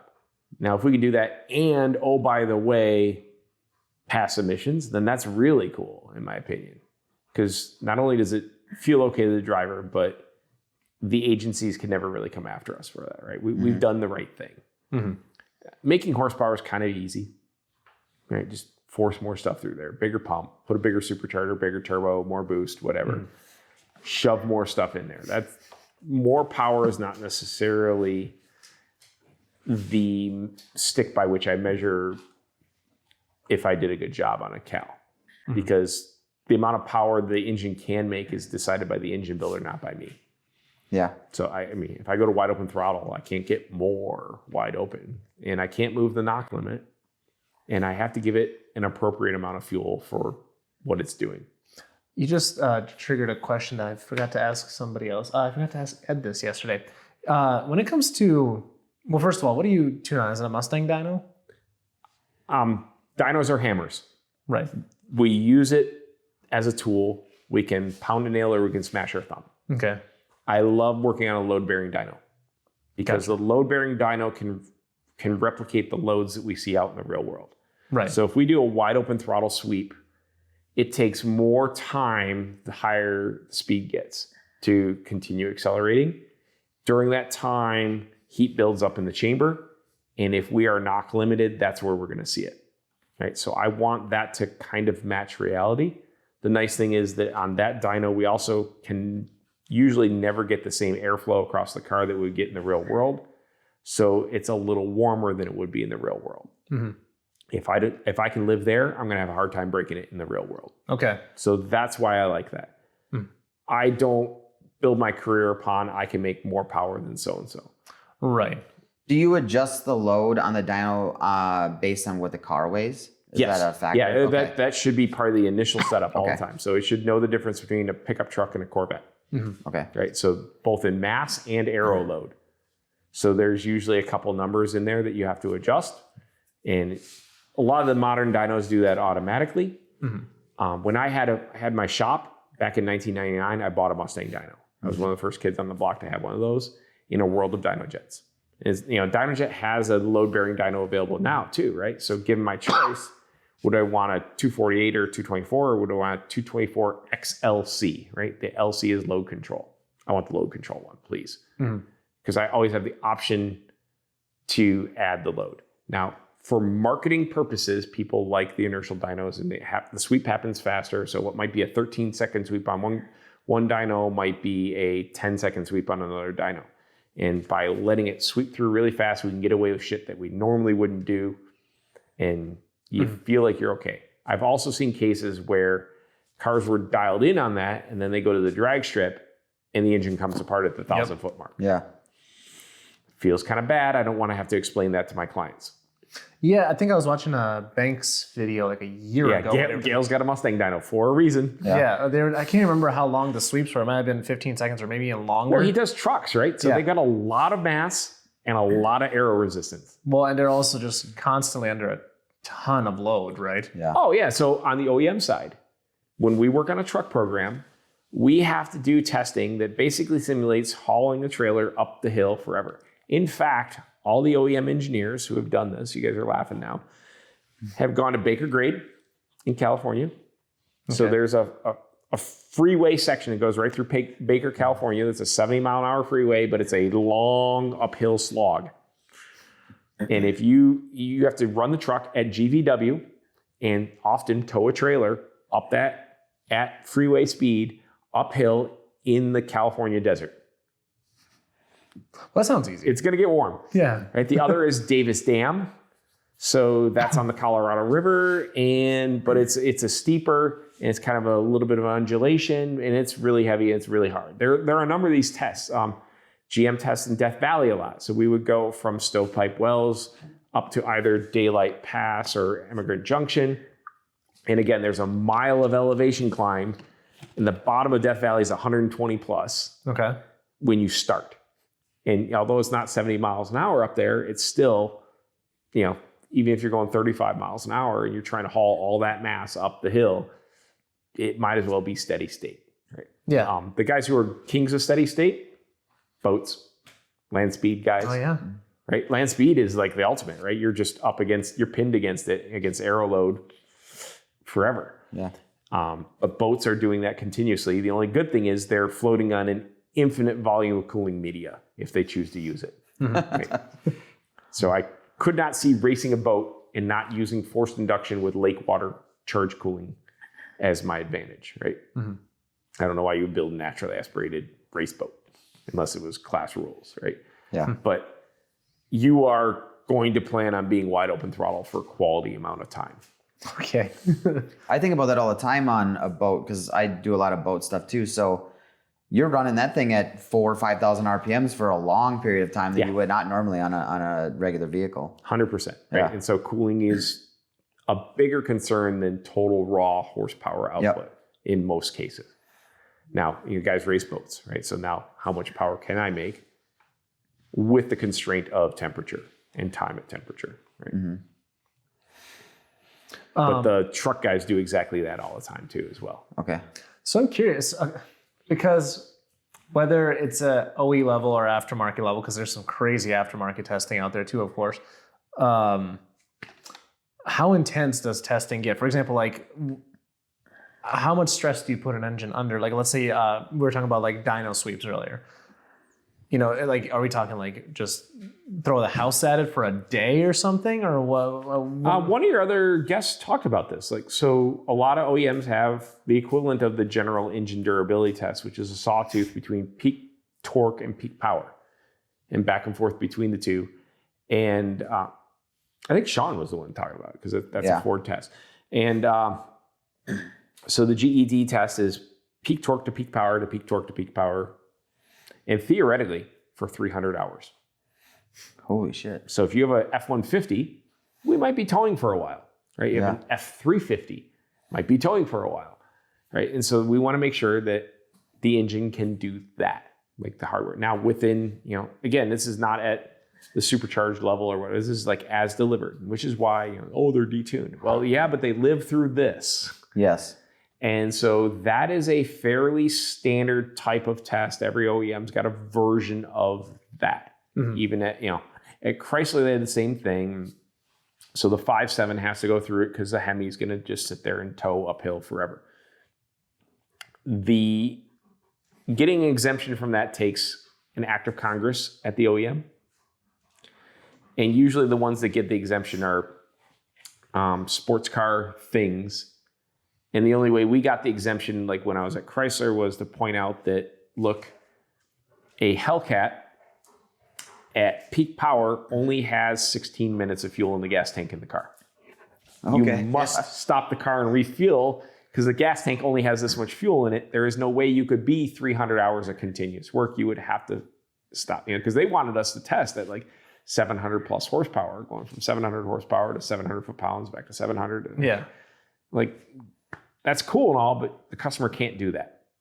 It's just not possible. Even in a TRX, right? Even in a WK or WD, you just can't. The tank's only so big. You can only keep going for so long. And to force that engine to have to pass that durability standard is laughable because, oh, by the way, how fast are you going after 10 seconds at watt in one of these vehicles? Yeah. You're going to jail. And so to talk about doing that for minutes, right? Are we really in Mexico this week? Because that's where we're going to need to go to test. Like, you can't even. It's hard to test that on, like, GM's got the 1,064 horsepower ZR1, and they've got a 4.5 mile circle track in Milford. And even with that, even with the banking, you can't really be at 100% all the way around all the time and just keep doing that forever. And that's like the best possible place to kind of test something like that, unless you fly to Italy and go to Nardo. I was gonna say, do we have a 6 mile circle anywhere? Well, Nardo. yeah. Yep. Vehicles have been tested there, but like, where are you going to do this, right? Right. And even if you're racing Silver State Classic or whatever, you're out in Montana, and it's I can see the horizon on this stripe. Okay, cool. But eventually it ends. And you're going to eat it up pretty fast at 200 mile an hour. Yeah. I've seen how quickly a road disappears at those speeds. Okay, so you're obviously, you have a lot of things available to you. You see a lot of cool things. You've seen a lot of cool things over the years. What's currently, the way that the automotive industry is heading, is what impresses you currently? Does anything come to mind? Well, I love that like combustion has gotten super clean, right? So the current, like even the dirtiest bin 125 is so squeaky clean. Like we said, it's cleaner than most big cities' background sample. And even our dirtiest vehicles that make 700 plus horsepower pass that. That's impressive. Mercedes making 400 plus horsepower out of 2 liters of engine. Yeah. Crazy good, right? So we truly live in the golden era of engines. The electrification is kind of cool. I'm not an EV guy, but hot damn is that E-Ray cool. I remember us talking about that last time. Right. Yeah. So E-Ray is one of those things that, like the LaFerraris and, the hypercars of the world. Now you've used the, some electrification to do the work that we could, that last little bit that we just can't get out of a standard ICE configuration. It's cool, but you'll never be left stranded, right? It's kind of crazy to your point, how we're starting to get into like those middle twos, even low twos, 0 to 60s, just in non-EV vehicles. Yeah. The tire matters more than the powertrain now, right? Yeah. I'm curious, like, do you see tires improving over the next 10 years to be able to support that? Well, they've gotten better. Well, yeah, of course, they always And will. like but- everything else, I think it's kind of the Pareto chart, right? The first Right. 80% is a lot easier than the last 20%, Right.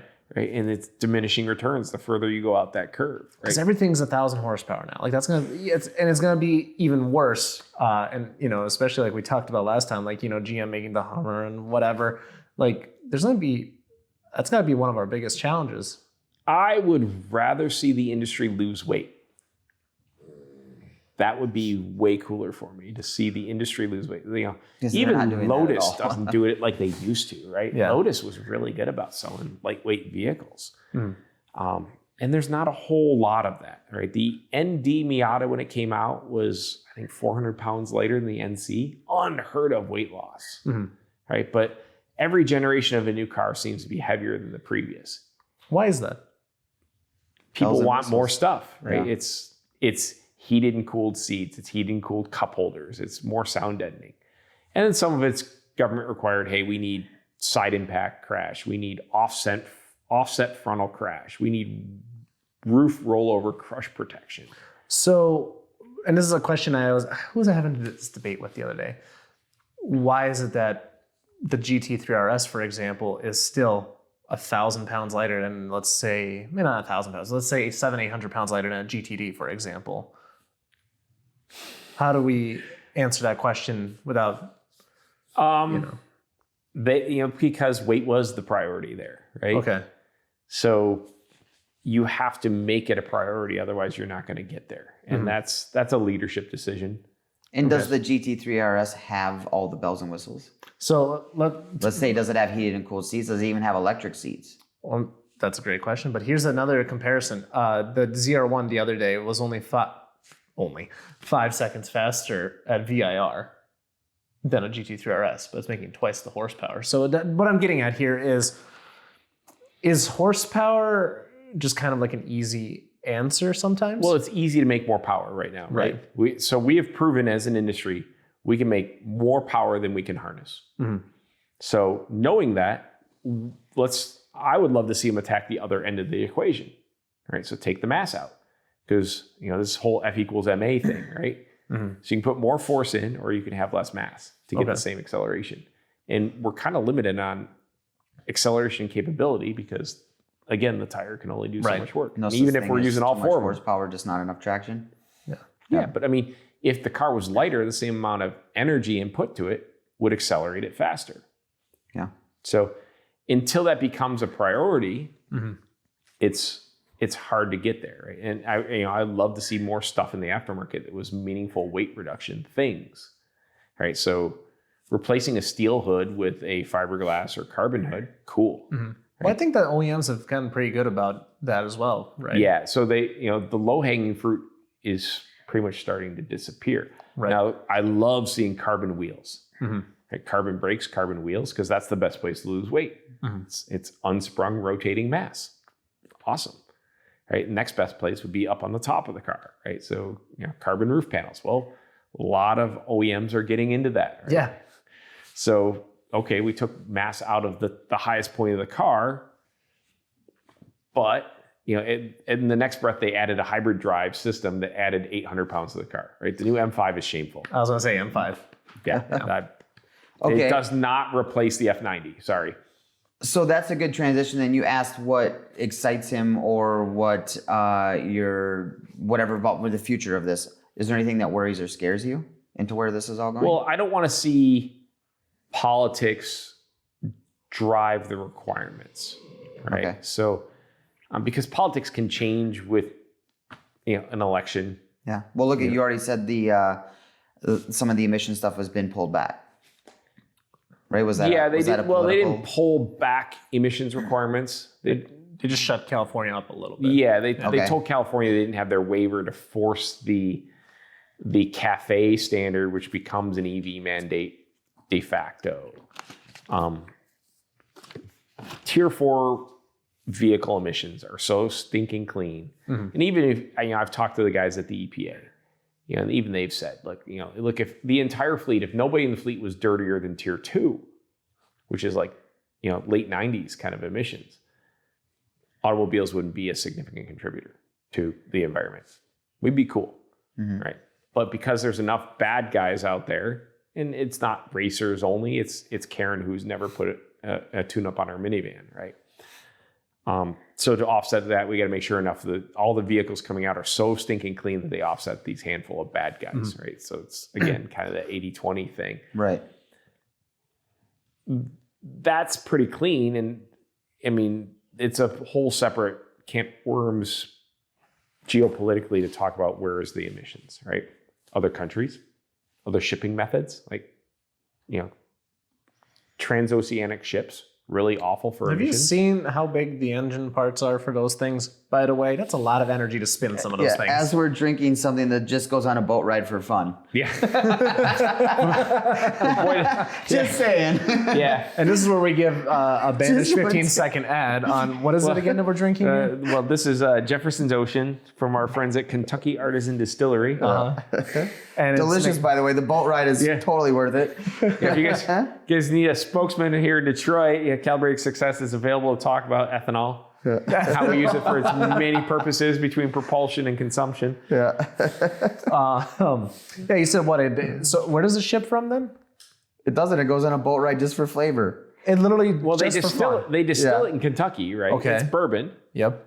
And they barrel it. Okay. And they age it. And then after it's aged a certain amount in Kentucky, then they take the barrels and put them in a container and put that on a ship. So the ship was already going to go on some sort of voyage. So they just put a container full of barrels on that ship and say, here, go along and bring them back here. Mm-hmm. So the source and the destination are the same. It's just that it's on this journey. So it's not an extra boat that they're getting just... Well, I mean, if it takes the place of some other thing that could have gone on the boat, I guess. Okay. So there might be an opportunity cost to it.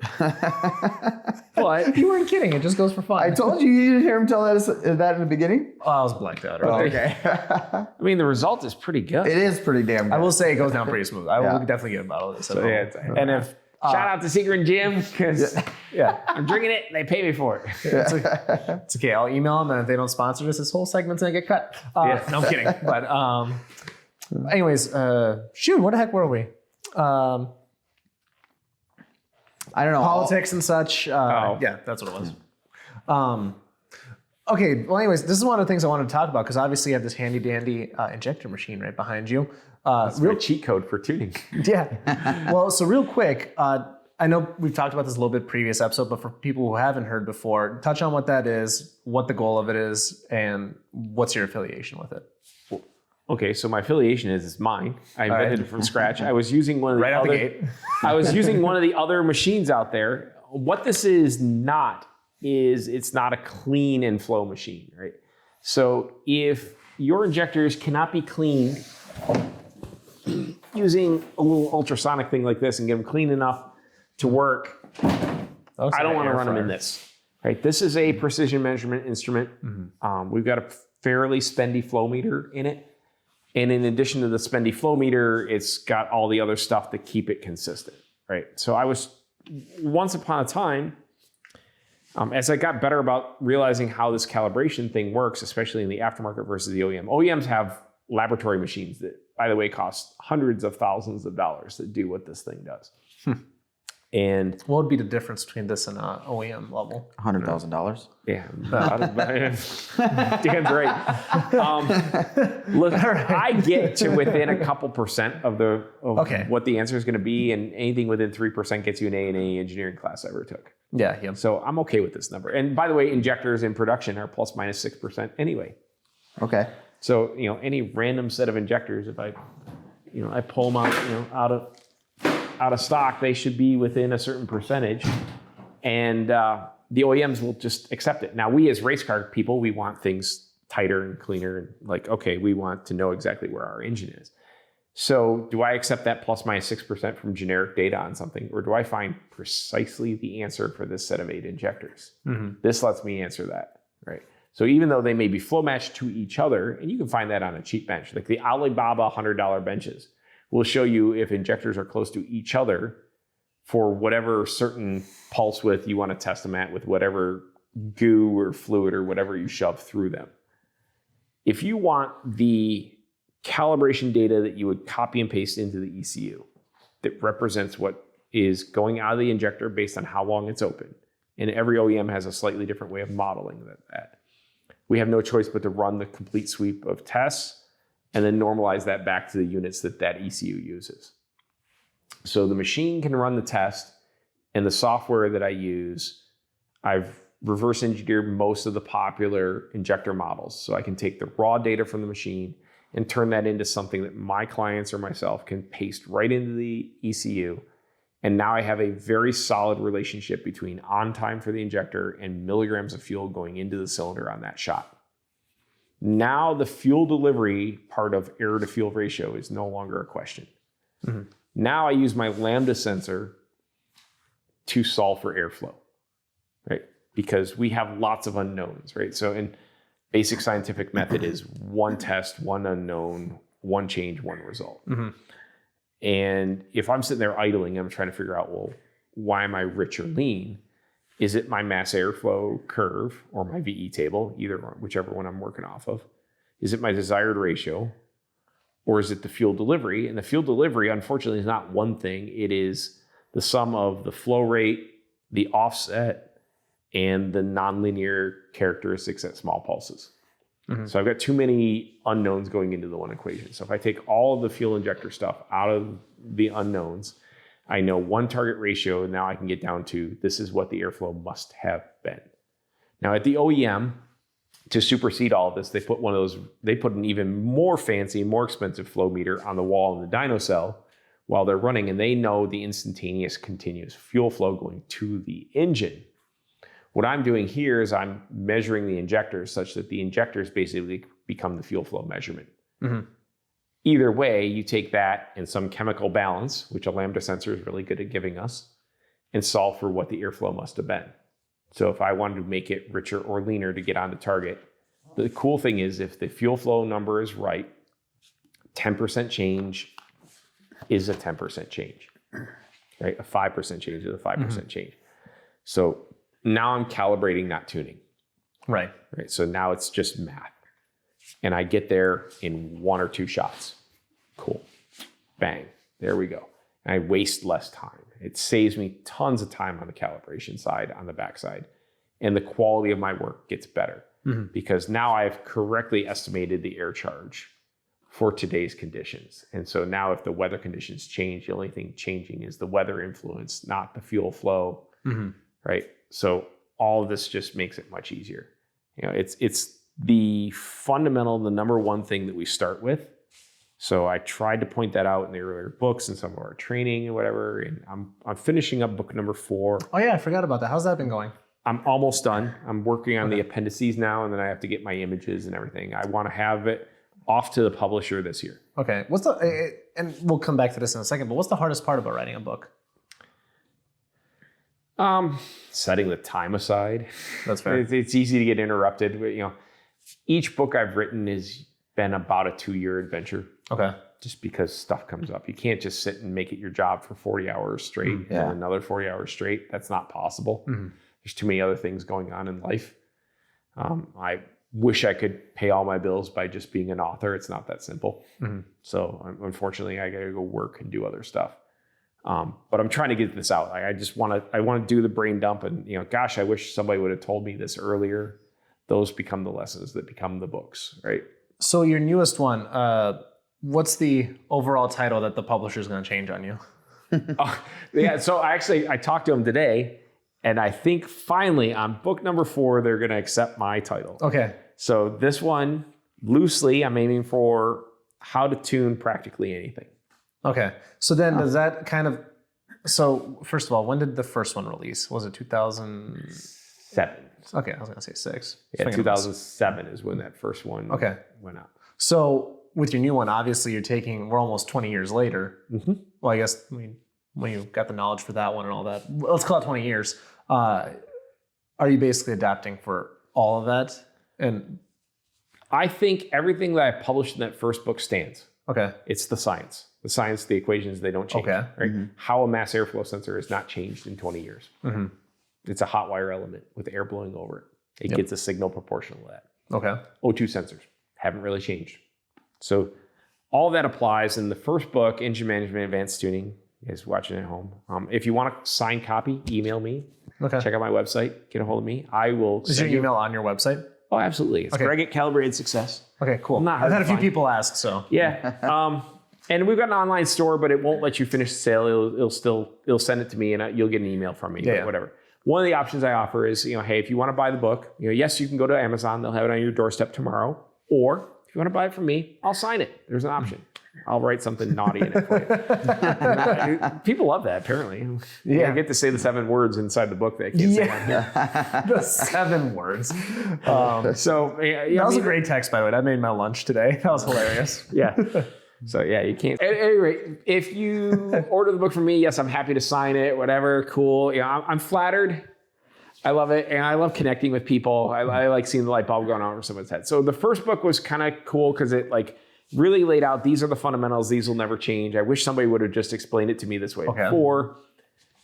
And that's the groundwork I kind of had to lay. This newer book is much more practical. Okay. So I'm going to assume you know what's in that first book. I'm not going to repeat myself too much. Oh, okay.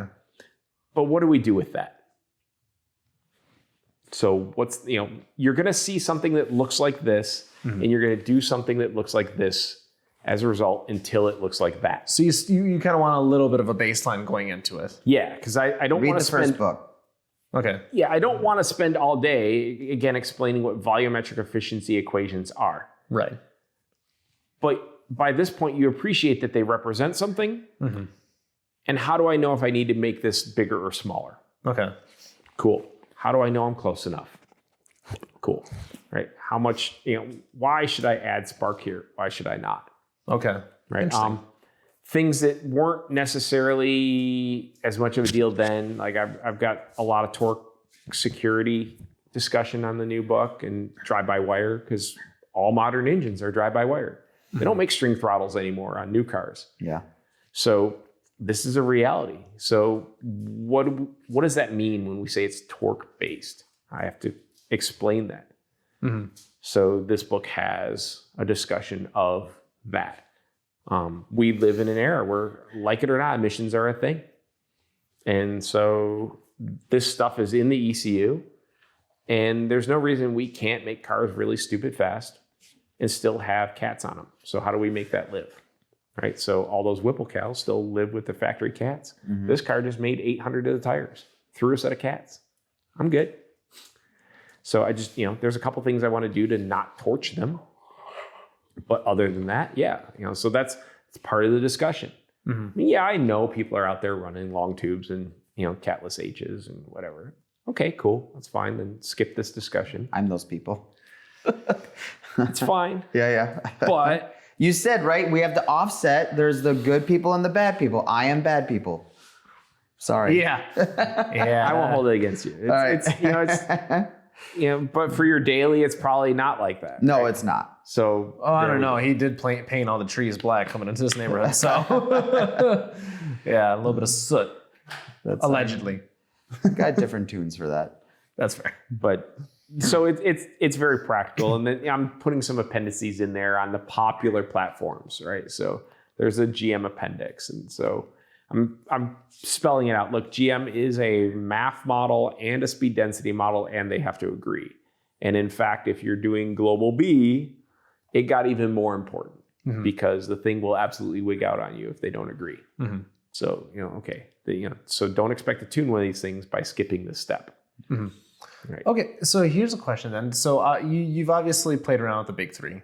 Have you, and they're subjective, whatever they own, but have you messed around with much JDM stuff or not really? Or Euro even? Yes and yes. Depends on the application. So again, I did the Flying Miata NC Turbo Cal. Okay. So that's a Mazda logic, not Ford. Okay.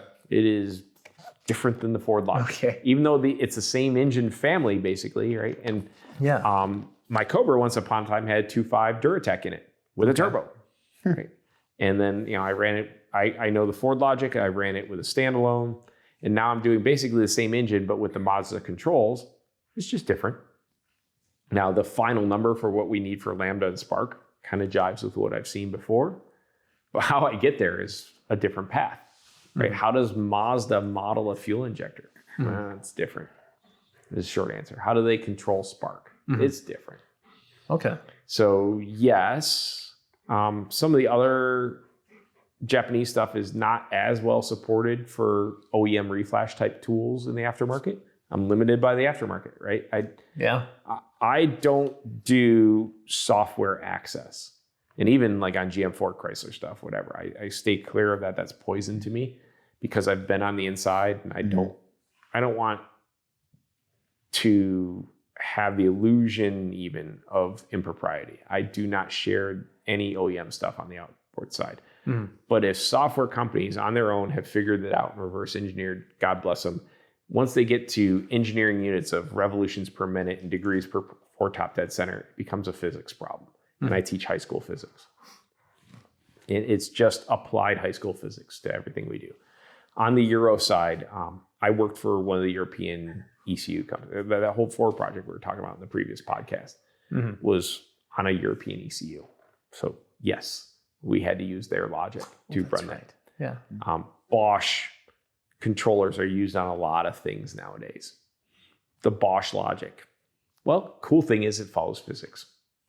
So yeah, and like I can do Bosch injector data with this machine, right? So if we have a port fuel injector going into a Bosch ECU, yes, we can create that data for somebody and for that project. So controlling it, I mean, you really have to kind of normalize it back to the physics, right? And I kind of don't care what the badge on the fender is, right? It's, we all buy gasoline at the same pump. We're breathing the same air into the engines. Degrees before top dead center is still degrees before top dead center. It's just how did they explain that relationship? And everybody, it's no worse than going from GM to Chrysler than it is going over to Bosch. So It's just different than turning the distributor now. yeah, it's, there's 17 different distributors and you got to decide which one's active at the moment, right? Have you seen, and this is kind of like an off-the-cuff question, but have you seen the rotary exhaust valve that's kind of being, like some local is working on that out here? We actually tried getting them on, but are you familiar with it? Figured out how to make a pretty efficient two-stroke engine by using a rotary exhaust valve. I haven't seen that one. I mean, rotary valves on ICE engines are not a new thing, right? They've existed before. Okay. I think by the time I was doing my cal work, I kind of wouldn't care. Unless they go two-stroke. Two-stroke's a different game. Right, because the power density and all that. Well, it's just the gas exchange is wildly different on two-stroke versus four-stroke. So degrees before top dead center mean very different things to two strokes. Yeah, you're talking about an RPM range now too that gets much higher on a two-stroke. Yeah, I right? mean, I've once upon a time there was a local guy who swore he was going to turn the industry upside down on its head. I feel like that's got to be a lot of the students around here too, right? Like his name wasn't Wankel, was it? But I mean, we're going to turn this Ford 5.4 into a two-stroke, and it's going to make double the power. Like, okay, I look forward to seeing your working engine. Well, it seems like there's constantly new ideas, and it's like, all right, it checks off 3 of the 4 boxes, but that 4th box is super critical. Yeah. So engineering is a bitch, right? Yeah. There's 3 rules. You can't win, you can't tie, you have to play. Okay, fair enough. All right. So why do all this, right? And this is more on a personal note, right? Where did the love for this all start? Why become... Yeah, why all the math? I think we talked about this before, right? I had an aptitude for the math and science as a kid. And growing up in Detroit, I wanted to work in the auto industry. So I went to engineering school to do automotive industry things. Right? And I overcompensated in college, and now here I am. Well, why not boats or bikes? Or why not end up in the... Why are you in the OEM clean side? Why are you not tuning top fuel dragsters or something? They haven't called. If you guys are enjoying the show so far, just go ahead and drop a subscribe or a follow if you haven't already, just so you get notified the next time we do an awesome episode like this. Let's get back to the show. Do you want to touch on the difference of PI and knock then? Pre-ignition Okay. versus knock. We don't use the D word a whole lot in engine calibration. Detonation is what happens to TNT, trinitryl TNT implies that molecules are losing stability and just spontaneously doing the bad thing. And I'm not a chemist, so I'm not going to explain that correctly at the right level. But knock is abnormal combustion. And we can get knock when we have spontaneous ignition of the end gases. So if the cylinder temperature and pressure get to some point, you exceed the auto ignition point of an air and fuel mixture. And so we can have combustion spreading, again, like the rock from the pond here, and it's squeezing everything. Right? The cylinder tries to assume the same pressure. So you have combustion pressure here pushing on uncombusted stuff over here, and it lights off. And it starts a second pressure wave. When those two pressure waves smack against each other, they make noise, and they go back out, and they hit the walls, and that makes noise, right? So now you're banging on the steel drums, and that's the marbles in a can sound that we can hear if you put a stethoscope to the engine. And and we can see it on a knock trace, right? So I'm cheating at this point. I have AVL Indicom software. I can actually see ripples in the cylinder pressure transducer output versus crank angle. Super awesome. So I see those pressure waves and you'll see the resonance of it happening. And it's, the resonance is kind of a function of the bore size. But that's knock. Pre-ignition would be, the easiest example is you have too hot of a spark plug. And so it's glowing and it's hot enough that it starts the combustion process before the spark event happens, right? Or you had a little chunk of glowing carbon off in the corner of in the crevice volume, and it's glowing hot enough to exceed the ignition temperature locally of that air and fuel mixture there, and it starts the combustion from there, rather than the intended start of combustion at our ignition timing, right? So we go through all this trouble to say 20 degrees for port TDC is when everything starts. So our CA50 is about 7 degrees, so they're cranking, or so that our location of peak pressure is 12 degrees, right? Well, all that goes out the window if it starts by some other source. That's pre-ignition. Far more common kind of at lower speeds than higher speeds. Because at lower speeds, the time at which the piston spends near TDC in the danger zone for this to happen is longer in units of milliseconds than it would be at 6,000 RPM, right? It's in and out so fast up high, but down low. And so we talk, especially on turbocharged direct injected engines, we talk about LSPI, low speed pre-ignition. And that's exactly what the name implies, right? So you're 1,000, 1,500 RPM. The piston's got a lot of dwell time, and all these heat transfer things have a time component in them again. So you have enough time for the heat transfer to happen to make it do the bad thing. And you get this pre-ignition event, which means the combustion process starts before we would have anticipated with our ignition event. And it's largely a function of leftover heat in the chamber. Something's too hot. Okay. All right, so that's pre-ignition. And knock is we did something that caused the combustion to either peak way too soon or combustion hit other combustion and it hit. So, and this could be a long article or even dissertation on the finer points of these differences. Right. Yep. The industry uses detonation interchangeably because somebody along the way said, yeah, that sounds cool, and they've kind of glommed onto it. But you won't see a lot of PhD dissertations with that word. Okay. Right. And I hate to be super nerdy about it, but it's different to us, right? If you really want to, I'm going to take off my aftermarket hat guy and I'm going to put on my research guy, right? Because occasionally I have to talk to those people. Right. Don't say the other word because you're going to sound stupid. That's not what's happening. You're using the wrong term. Right? It's like telling your doctor I have a tummy ache. Or one of the 7 words. Yeah. Okay. So anyway, so you're working with this gentleman over there, the PI knock, and then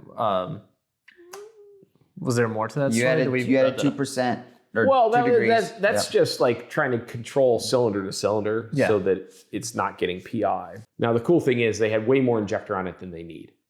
So by the way, if I went to a slightly smaller injector with known data, that would make my life a lot easier. Yeah. Wouldn't you just be able to bring this over there and help I don't need to bring it over there. They need to ship a set of injectors here. Yeah, right? That's way better. I get a lot of customers. Look, guys, send me your injectors. I'll test them right here, and I will send your injectors back and email you the data, right? Okay. It's on my website. It's a service. I do it fairly regularly for people. It's pretty quick turnaround, and we get that data for that set of injectors. Okay, and I've got some injector resellers who send me, okay, well, these 8 injectors we believe to be the average of the population for this particular part number. Can you give us the data that's mostly correct for these? Yes. Now I warn them, like, I'm going to give you the data for those 8. If you have a population that's this wide on highest to lowest, then your customer could potentially get a set that's over here or over here. And they're going to say my data is wrong. Just be aware, I'm giving you this data for what you gave me to test on test day. Right. Yep. Right. And even OEM injectors are plus minus 6%, which means there's 10, 12% between high and low. And even if all 8 are lows or all 8 are highs, they could be off by 6% from the mean that I tested. Right. And in the aftermarket, it's even bigger. Right. Yep. Right? So Bosch Motorsport has wider range than Bosch OEM. Yeah. Yep. That's just how it works. So And this is data you should be able to give to your tuner, and they should know what it means and be able to use that in their calibration. yeah. So we've been doing Okay. a lot of that, right? Okay. So there are certain injector companies that have good data, and there's certain companies that just have data. Right? Yeah. Yeah, it's kind of a BS detector, right? And if they're not testing with the right fluid under the right conditions, you're not going to get the right answer. The short answer, right? You have to have an accurate flow meter. You have to test in a certain manner, and then you have to regress that data the right way to fit the model. I can tell you that the number for offset changes with which manufacturer ECU you're trying to normalize it to. So a Ford offset and a GM offset are not the same number. You can't just take that and put it in here because it said offset. So you're just basically saying they got FedEx you. You're good. We're closing in on 3 hours. Again, we do this every time. I feel like it's going pretty good. With injectors then, so let's say I send my set out to you and I want this data. You're going to give me it per injector? Like, how does that work then? Because then do I have to specifically tell my tuner which cylinder I put that injector in? Or like, So- do you get like an average and be like, these are work in this realm? When you open the ECU, there's not a flow rate for injector 1, 2, 3, 4, 5, Right, 6, that's 7, kind of 8. why I was asking. There's one number for flow rate. Yep. So what I'm going to give you is the mechanical average for the set of injectors you sent me. Okay. There's one number for offset at a certain pressure and voltage, right? You don't get an offset for cylinder A, B, C, D, E, right? So you're going to get the average. So really what I do is I normalize to a graph that kind of looks like that, Okay. right? So this is the average. So we've got time here and the amount of stuff coming out of the injector here, right? And you see that up here, it's a straight line. That's cool. The slope of the line is the flow rate. It's the size of the injector, grams per second, pounds per hour, whatever units you want, cc per minute. The gap between where this intersects and where this goes, and different manufacturers have a different way to describe it, but that generally is the offset. And then this weird little hook down here is the nonlinearity. And again, different manufacturers have different ways of expressing that. But what I'm going to do is I'm going to average all of the injectors you gave me and get the average general curve and use that average general curve to give you the data that you're going to put into your ECU. Now, within the 4, 6, 8 injectors or whatever, yes, you might have one that flows slightly higher than the others. Is there a delta that is a no-go? How much are you willing to tolerate? The OEM is plus minus 6%. Would you? Yeah. So we in the aftermarket will, and again, take it with a grain of salt. It's not absolute, but generally, if you know one injector is generally a higher flowing injector, and you know which cylinders on your engine generally run leaner, I would generally push that injector that way. So like on an LS, the back of the engine tends to run leaner. So I put the higher flowing injectors towards the back of the engine if I have a choice. And Right. a Coyote, I think it's cylinder number 7, which I think is in that back corner. So yes, I know what you're talking about. There Yeah. you go, right? So in general, now if you truly have a flow matched set and they all really are within 1 or 2% of each other, it doesn't matter where they go, Okay. right? But that's the difference between flow matching the set and getting cal data, because the flow matching of the set doesn't tell your tuner or your calibrator anything useful. He needs flow rate, grams per second, pounds per hour, pounds per second, whatever units they're going to choose to type into a value in the ECU when he's staring at his laptop. He needs an offset versus voltage. sometimes versus voltage and pressure. He needs some sort of non-linearity. So on a Ford, it's the low slope and the break point. On a GM, it's the short pulse adder. On a Mazda, they bake it into this other weird table. On a Bosch, there's another weird table for it, right? Different manufacturers have different ways to describe this. Nissan's OEM has no compensation for this, whatever. But if you use a Cobb, then they add in through their custom software a new low pulse compensation table that makes it way more accurate, especially if you're using high flow injectors. So we need to normalize the raw curve that I showed you into the data that somebody can type in, so that no matter what fuel mass you request, you're getting the on time that gives you the fuel mass that you request. That way, if it's rich or lean, the problem is on the airflow side. We just fed it the wrong airflow number. Okay. We use the Lambda sensor to solve for that, right? And that's the very practical side of what am I going to do with this information. That's book number 4. Okay. Well, don't you also sell these machines too, or no? I've sold a handful of them. Yeah. Okay. Not a ton of them. You don't advertise it too much? It's on the website. The Okay. problem is they're $18,000 to $20,000. Right. There's a specific type of customer for it. So people look at that as a giant investment. Now, the funny thing is they'll buy a $100,000 dyno in the blink of an eye. They'll have $50,000 in tuning software in the blink of an eye. An injector bench, I'm going to use this other one that's only $10,000. Well, the $10,000 bench cannot do this job. And they start throwing flow meters on them and whatever. And that's cool. That's their product. I can tell you, I tried to use their stuff, and the supreme frustration with trying to make their stuff work is why I built this from scratch. Okay. They're out of pump, they're out of regulator, they're out of line, their lines are too small, their rail doesn't have any volume. It can't run the actual sweep of this versus that. It doesn't give me the data in high res.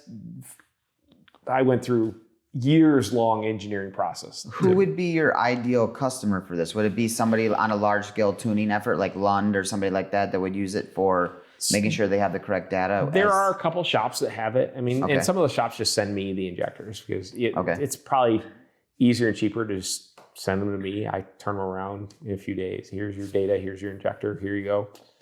Put these on the car, and they're cool. And I do that for a number of shops, and I'm happy to do it, right? And then they're on the pay-as-you-go program, and they can get it for this exact set.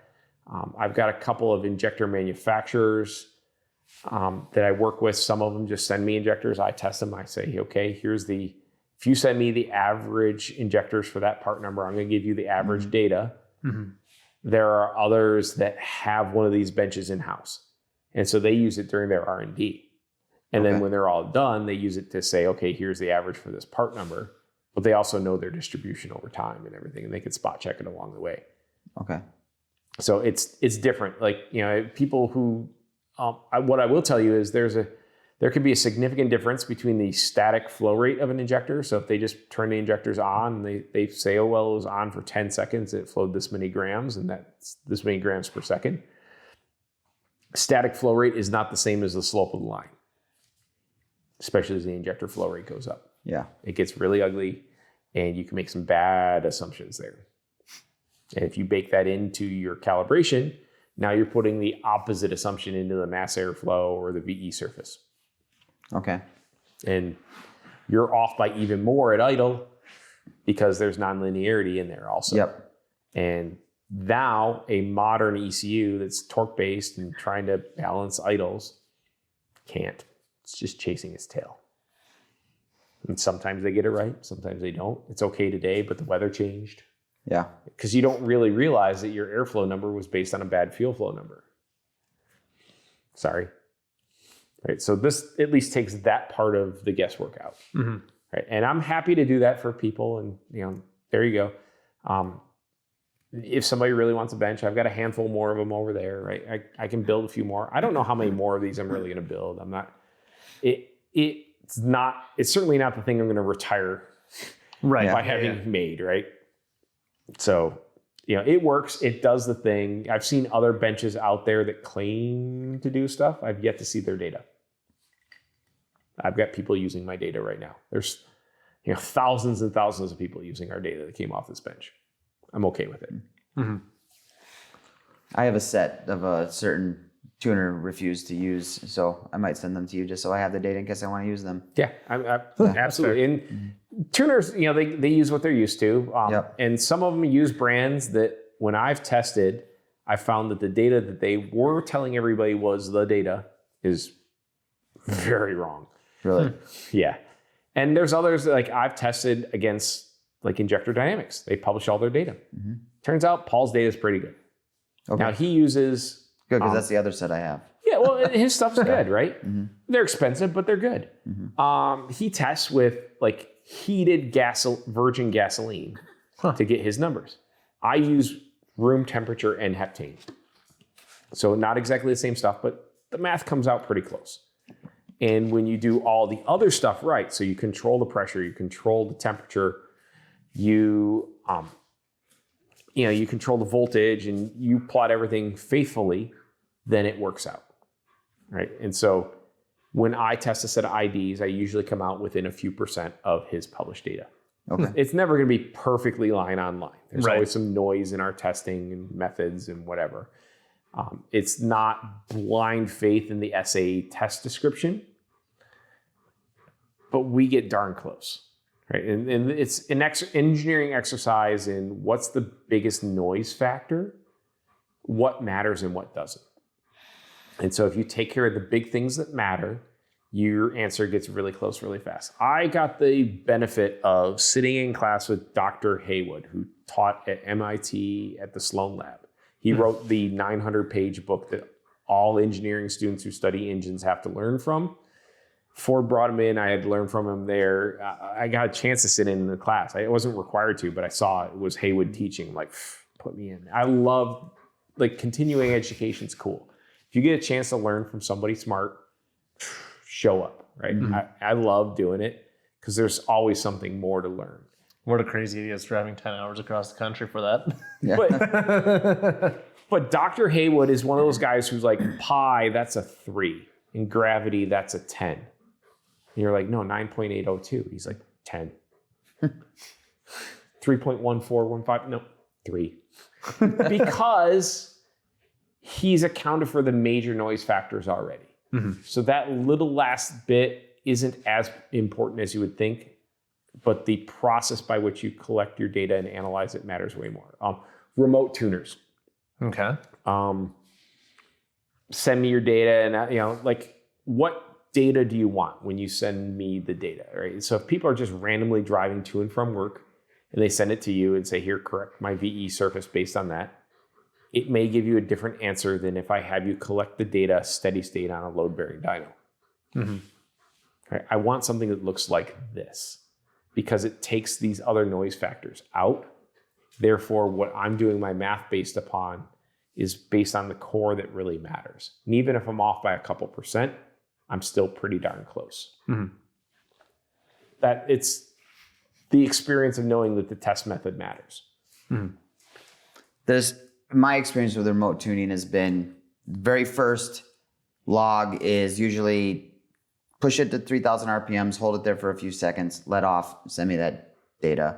Then it's, all right, go do a pull to this RPM, and then they compress progressively. Now do me wide open throttle for this amount of time. Yeah, I coach people differently because I'm looking at it, my method follows what I've published in my books, in my videos and whatever. So I get what they're doing with that first one is they just want to see like, hey, if I'm globally off by 20, 30%, I'll see that pretty quick. It's off at idle, it's off up here, and it's off up here. I'm not looking for 2% corrections on that first pass. I'm looking for double digits. Right? And then now it's down to, okay, it should be within 10% most places. Now I'll coach people though. I'll say, okay, when I need these channels because these are important. And a lot of times I get a calibration file or a data log file. Like put this, upload this into your device. Collects all the information I need. But I'm going to tell them, so if it's a mass air-based cal or a speed density-based cal, I'm going to coach them on how to drive it. Okay. So I'm going to say, look, if it's speed density, I got this grid of RPM and manifold pressure that I need to fill and check in relatively steady state. So what I want you to do is try and find 2,000 RPM and just very slowly creep through throttle position and manifold pressure and go up and paint me a line this way. Smoothly, right? Not, I tip in and I go here every time, and I tip here and go here, and I got 100 hits of hitting it from the tip in. No, I want nice, smooth through it. At 2,000, do it again at 1,500, do it again at 2,500, 3,000, whatever. And then send me that. And I'll, even if I don't get every single column, I can interpolate between, because I know the surface is going to be smooth and progressive. Mm-hmm. If it's a MAF, once I switch to MAF, it gets a lot easier, because I don't care what the engine RPM was. I care what the airflow was and the raw signal output, whether it's hertz, frequency, period, volts, whatever. But I get that MAF curve. The only thing I will do is I'll have them do it in a couple different gears, so that when it hits the same airflow, it was at a different engine RPM, just in case there's an intake track resonance or something that I need to cancel out. But I want enough data that's a big, heavy, strong average, because then you get a cloud of data, and the middle of the cloud is usually right. But one data point is dangerous, right? Mm-hmm. Yeah. And data points where I'm always getting there by doing some weird transient thing, also very dangerous.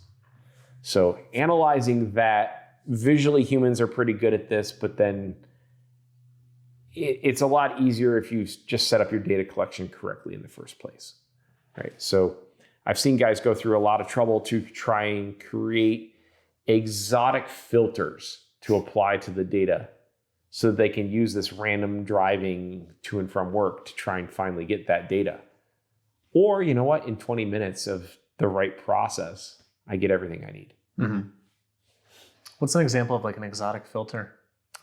Guys are like, so Delta TPS no more than this or that, Delta BAP no more than this or that, and it will only register as a cell count if, these conditions were true, such that it was smoother, right? Okay. Which is, to some extent, yes, true, but it's harder to get those. Well, I would just get it inherently if I just followed my process. So that's why I say, okay, only, like ideally I'd want steady state, steady state, steady state, steady state. But a very slow sweep through there approaches that. But a step in, step out in traffic, garbage, right? So I try not to look at those. But if you can give me data when I open it up and I can see stair steps or continuous straight lines in the data over time, I know he did what I was asking him to do, and now I can put some more faith in that data. Right. And again, the smooth answer is probably the right answer. Mm-hmm. Right? Trying to optimize every single individual little cell doesn't necessarily work. And a lot of control systems are curve fitting that anyway. So the answer is the middle of the data. Mm-hmm. Okay. Do you think, I'm trying to think of a nice way to phrase this, because in some ways it's getting easier to tune, right? Whether that be because of technology, because of access of information or whatever. Do you think... Knock sensors.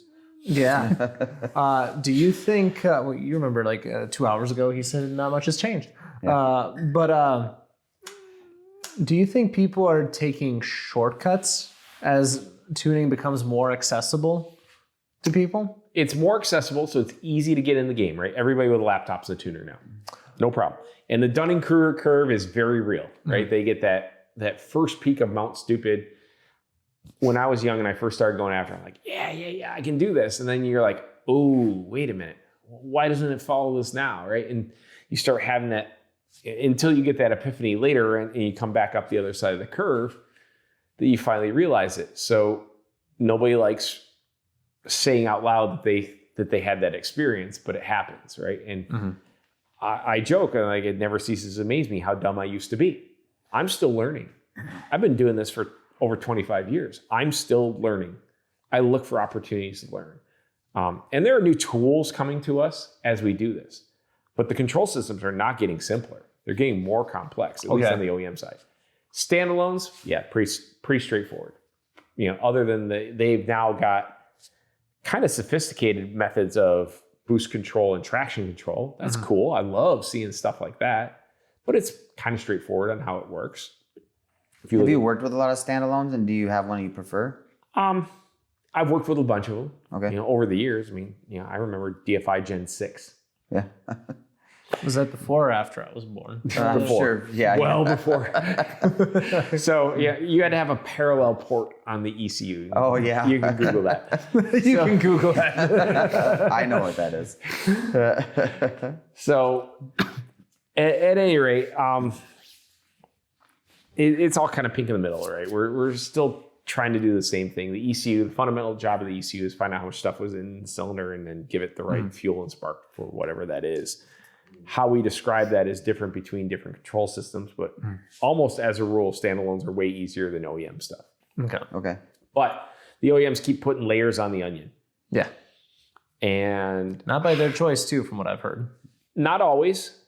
However, if you want to start smoothing out all these corner cases, it's going to require another layer or two to get there.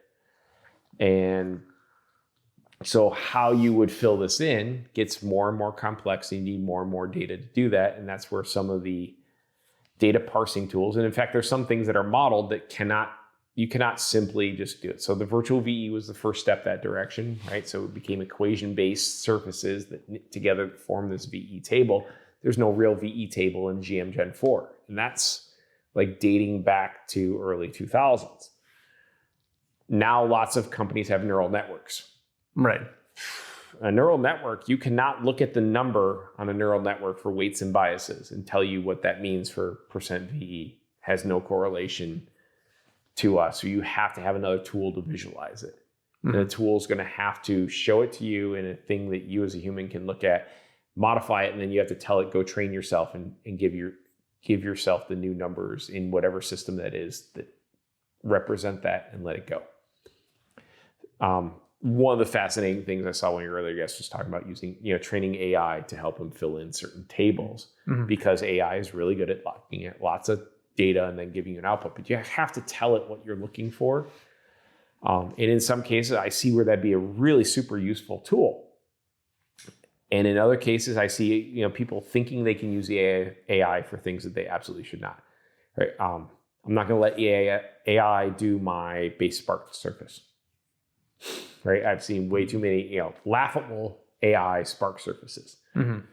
Doesn't follow the trend. AI, for some reason, just can't get it through its thick skull on what the trend needs to be for spark. And that's fine. I, as a human and with a fair amount of experience, understand that that's not going to work. Don't use that tool for that job. Yes, I can pound a nail with my crescent wrench, but it ain't fun. Yeah.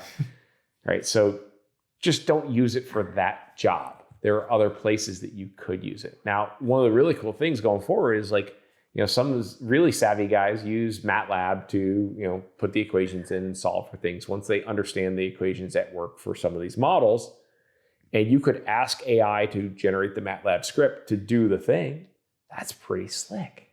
That's really cool. I like that idea. And, quite frankly, that's one of those things I put on my list of I need to start learning more about that, because that could translate to a very real time saver or useful tool to do something that I couldn't just intuitively do, even as an engineer with decades of experience looking at this. I know what it's supposed to kind of do, but how do I land on that number pretty close? Can I get the 90% answer right away? That'd be cool. Is 90% close enough on that particular table? Maybe. Right? I'd be willing to give it a shot. Right? So I need to learn some more about that. So I'm not done learning that stuff. So, and I think we should probably start wrapping up here soon too. But hey, got to give the people what they want, right? Yeah. You just hear them in the background. Banish, Banish. Okay, anyways.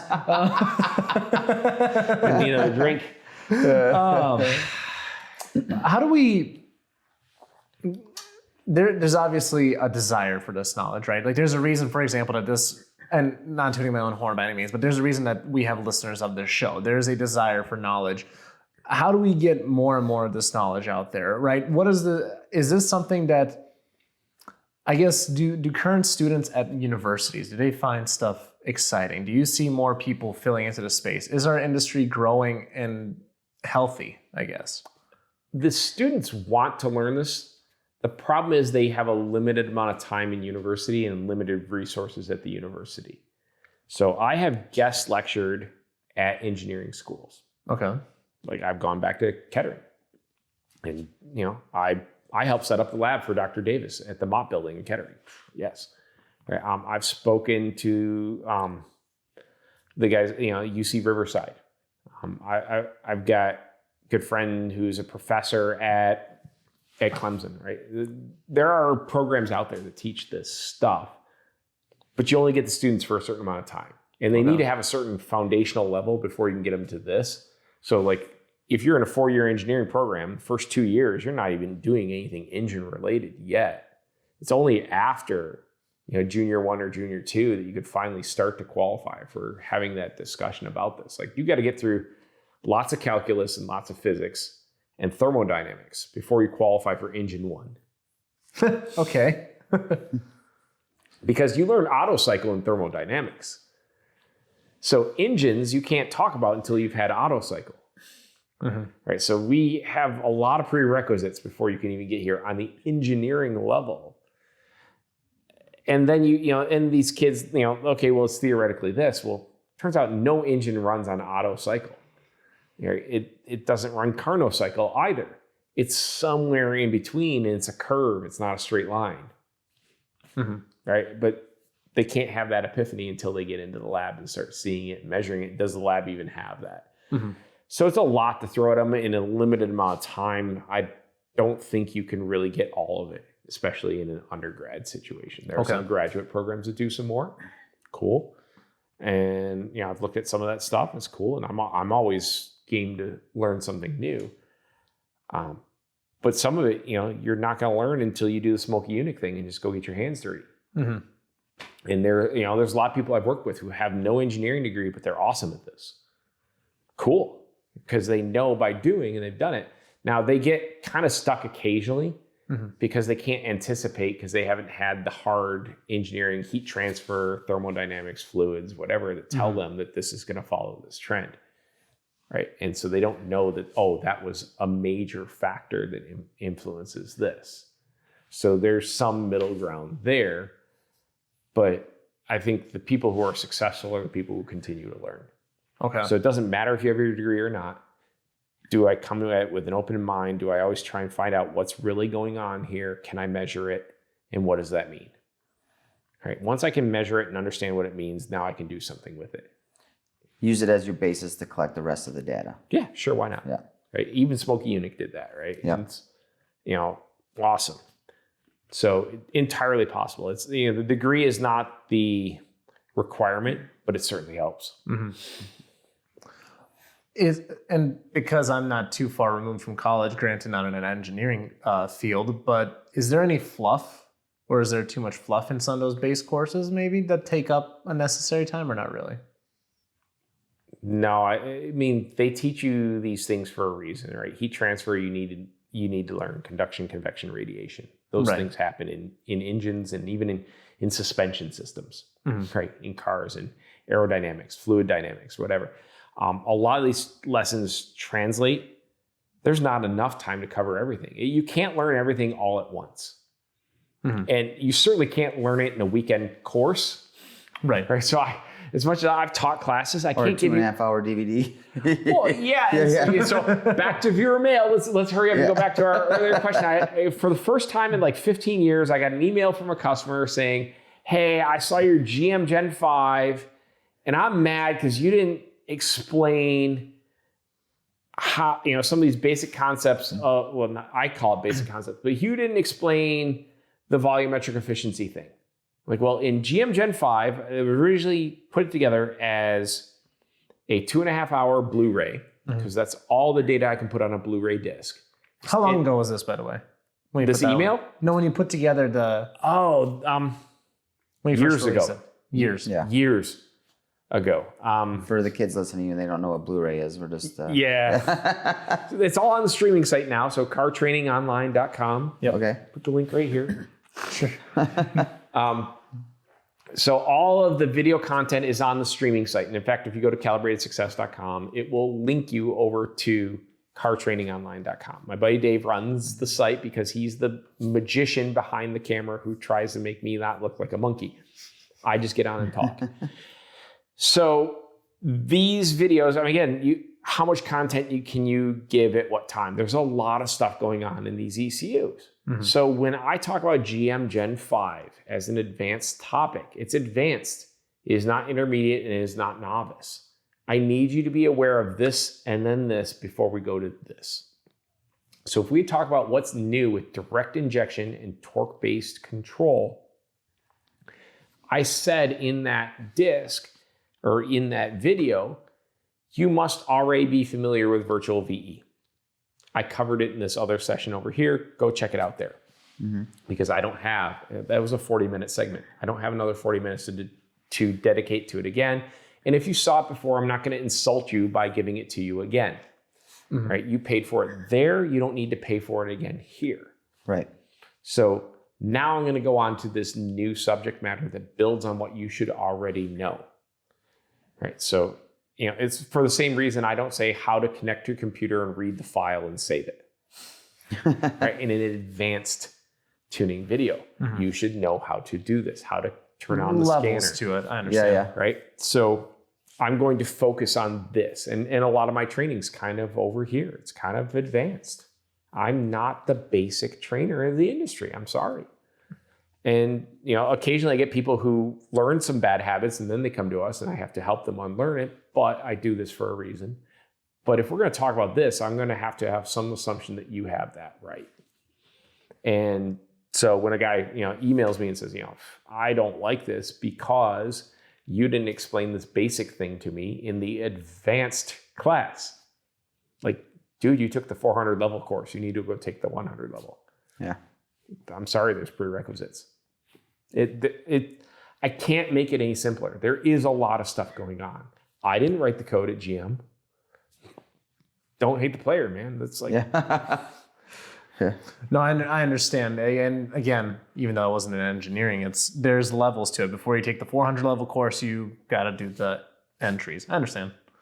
So, okay. So, but back to my kind of initial question then, because again, when it comes to getting, like, for example, like one of our schools back home, it was explained to me that basically you would hit a ceiling. So you couldn't even go work for an OEM at an over here in Detroit because it's just a totally different ceiling as to, you know, the knowledge gap or level, whatever it is. So is there something out there that's just kind of missing, or do you just think there needs to be more time in school at the end of the day, more getting hands dirty at the weekend, hit the track, or?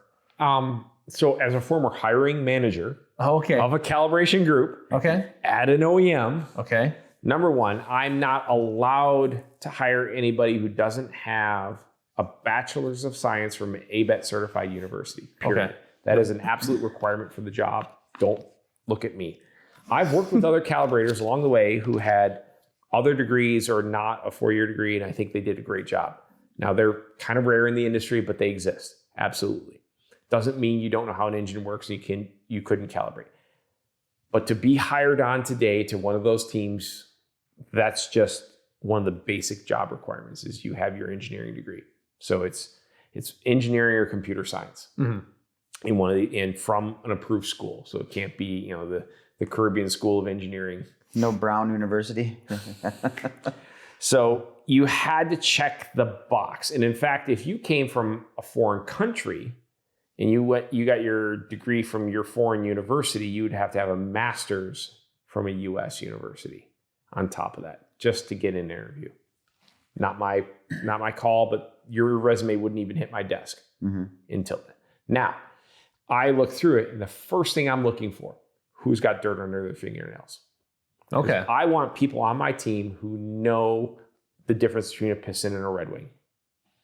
Right? They gotta know crankshaft from camshaft. Like, it's really tough for me to, you know, if you really don't have any experience with this and you're applying for an engine controls job, I expect you know what an engine is. So the people who are on a Formula SAE team, or even better, one of my favorite off-script questions that I'm only allowed to ask at the end of the interview is, do you have any hobbies? Do you have any project vehicles of your own? The person who comes into that interview and says, yeah, I've been working on, I don't care if it's a Mini, a Silvia, a Mustang, Camaro, Corvette, whatever, anything with a spark plug, I want to hear about it. And you move right to the top of my list, ahead of the kid who got a 4.0. Sorry. don't really care about your grades. So are you saying basically throw in like a summer course of build a project car? Yeah, or be on the formula team at your school, right? Okay. And get your hands dirty. Do something. It mattered a lot to me. Now, the other managers, maybe not as much. I had another manager who would always ask kids about their GPA. And, what course did you have? And tell me about your project. Right? Interesting. Because the guys who had dirt under their fingernails, I'll pick them. I'll cherry pick them. And those, because no matter what, you're not going to know our control system and certainly not the details of our control system. Even if you were a straight A student with whatever at school, you're not using ETOPS Inca. You're not using ATI Vision there. You didn't have our tools, and you certainly didn't have our control logic. You're gonna have to learn that anyway. But a kid who understands combustion cycle, or understands that as I twist the distributor, it starts to knock, and understands that basic concept, now I can turn them loose in $1 million dyno cell. Be like, okay, here, party time. Let me give you the cool tools. Let's see what you can do with this. Have you seen individuals with an engineering degree without like a mechanical aptitude? 100%. Yeah. 100%. Yeah. All right. That's kind of where I was thinking. There's a. Yeah. That's why I see you pulling from that pool. And so if I have an opportunity to trade with another team, or those are the first guys I'm going to volunteer to. Oh, you got a new project that's working on. You need a battery guy? Hang on. I got a guy for you. But I'm going to hang on to the guy who's got his own projects. Yeah. Because when I throw some curveball at him, we've got a new engine that's got a new feature, and none of us know how that feature is going to work. Well, who's going to be able to figure it out? I want the dude who's had to figure something out. Yep. Right. So that mattered a lot to me. And so, I worked with calibrators, one non-OEM company I worked for, I had a really good calibrator who worked with me he had like a 2-year degree, but holy shit, he knew his stuff. And I learned a lot from him. Really? And I went to GMI. I'm like, cool. My GMI doesn't mean anything. Like, Mike knows what he's doing. Cool. Teach me about that. What'd you learn about from him? Does it come to mind? Well, it was, he had been using their control system more. Okay. So he already knew how they did throttle control, or how they did variable cam control on that particular system, right? He was one of the guys who taught me, hey, look, if you're doing drivability, you want the automatic because the torque converter spreads the peanut butter over the cracks, right? Mm-hmm. Use this, if you got to do misfire detection logic, it's got to be when the converter is locked to get your worst case, because the engine RPM delta is going to be weird and it's going to look like a misfire versus a normal combustion event. Right? And so he was the expert on that kind of stuff. Mm-hmm. So he talks, I listen. On that note, let's say we're not going to be like, we should wrap this up and then go another hour again. Yeah. Yeah, your favorite 3. Yeah. We will have to say sorry to Mark. Well, we only got to maybe a couple of his questions. I'm not doing all. I got 14 texts from him. Feel free to email Greg directly. And I'm surprisingly available. So I do some limited remote cal support. I'm not the cheapest kid on the block for it, but we try to be fairly thorough about what we do. Yeah, you don't do a ton of tuning for everybody and everybody. No, I help shop owners is a lot of what I do. So really? I can help shop owners bring their game to the next level. Okay. Right. So part of it is training. Part of it is have you seen our training materials? And then if you want more, like I'll schedule one-on-ones over Zoom. So, even though we're not in the same room together, we can Zoom, we can share files, we can look at stuff on screen and say, okay, put your cursor right here, see how this is going this way and that's going that way. Okay. Okay. Well, that's this table over here. That's where this is coming from. Oh, okay, cool. Light bulb goes on in their head and everybody's happy. Okay. So real quick, before you pop to usual 3, I wanted to ask you this earlier. Obviously the monster truck thing happened. Is there a dream gig, whether it's like a temporary thing or, extracurricular that you want to do? I don't know. Put it out in the universe, man. What's your favorite part of what you do? Hold on. Sorry. Well, I don't know if I can travel with F1. Okay. But that's fascinating. Like the absolute razor's edge of combustion technology. Okay. Like their ignition system's radically different than just a spark plug. Right? Mm-hmm. They do some crazy shit. They throttle with fueling, right? They're doing really interesting stuff. And then they got to interface with a hybrid system right now too, right? kind of cool. I don't get to play with that stuff very often. Okay. So, that would be neat, but those jobs are not super common. The people who have them are pretty quiet about it. Right. So I don't think Zach Brown's coming to ask me to go help Piastri's team this week, but it'd be cool. I follow Formula One. It's kind of neat. Toto's got a hell of an engine underneath them, right? They're doing a good job at Mercedes, and but it's not the same as street cars. Right? I understand it's a different game. Right? Street car stuff is interesting. These things that go through SEMA Garage that are doing, hey, we added a supercharger system or some sort of air induction system, and we have to pass emissions. I love those gigs. Those are actually kind of fun because it's achievable, it's doable, and everybody's happy when you cross the line, and it's like, yeah, and it's high fives, right? Mm-hmm. And they end up with a product they can sell and make money. I get paid for my work. Everyone wins.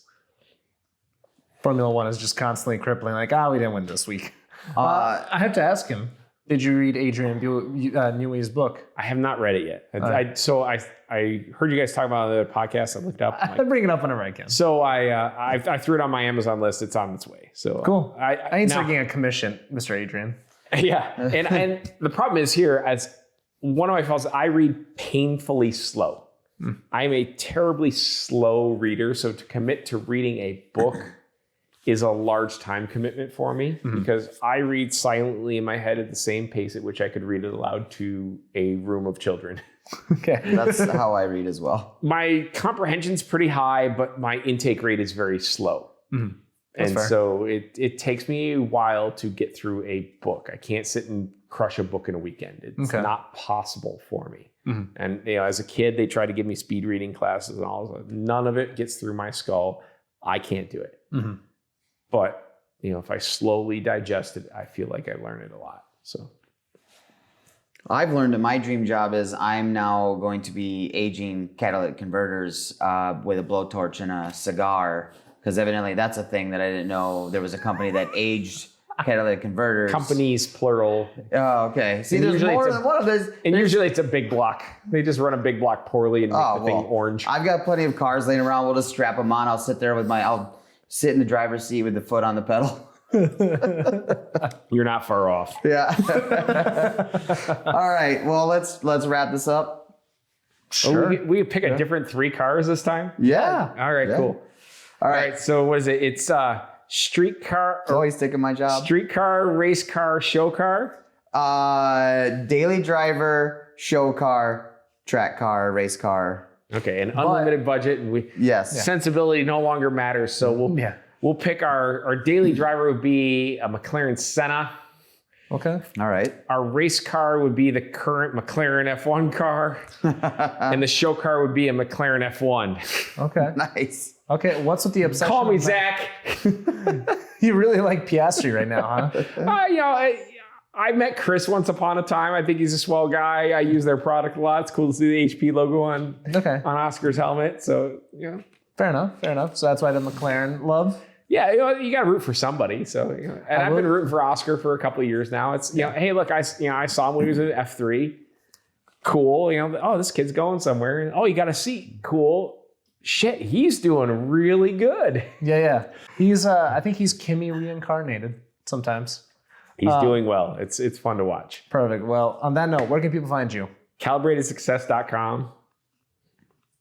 Facebook, Instagram, all that fun stuff. Yeah. Well, we got to get you on then, man. So Calibrated Success on Facebook, CalibratedSuccess.com. It links to our streaming videos. If you want training, it's over at cartrainingonline.com. I'm easy to find. I'm Greg at Calibrated Success. Simple enough. That's it. You want to learn from who the tuners learn from. Yeah. I mean, it's funny. Like, you get, people are like, who can show us this? I'm like, well. Dan? You can find us at Gunna Garage, or Mr. Gunna Garage on Facebook is my personal one. Cool. And as for me, you found me right here. So I don't know how to sign off. It's been a long 3.5 hours. So you have to trim this down. What's not going to make the cut? Well, Greg, thank you very much for making this happen again. Dan, thanks for existing, and we'll see y'all next time.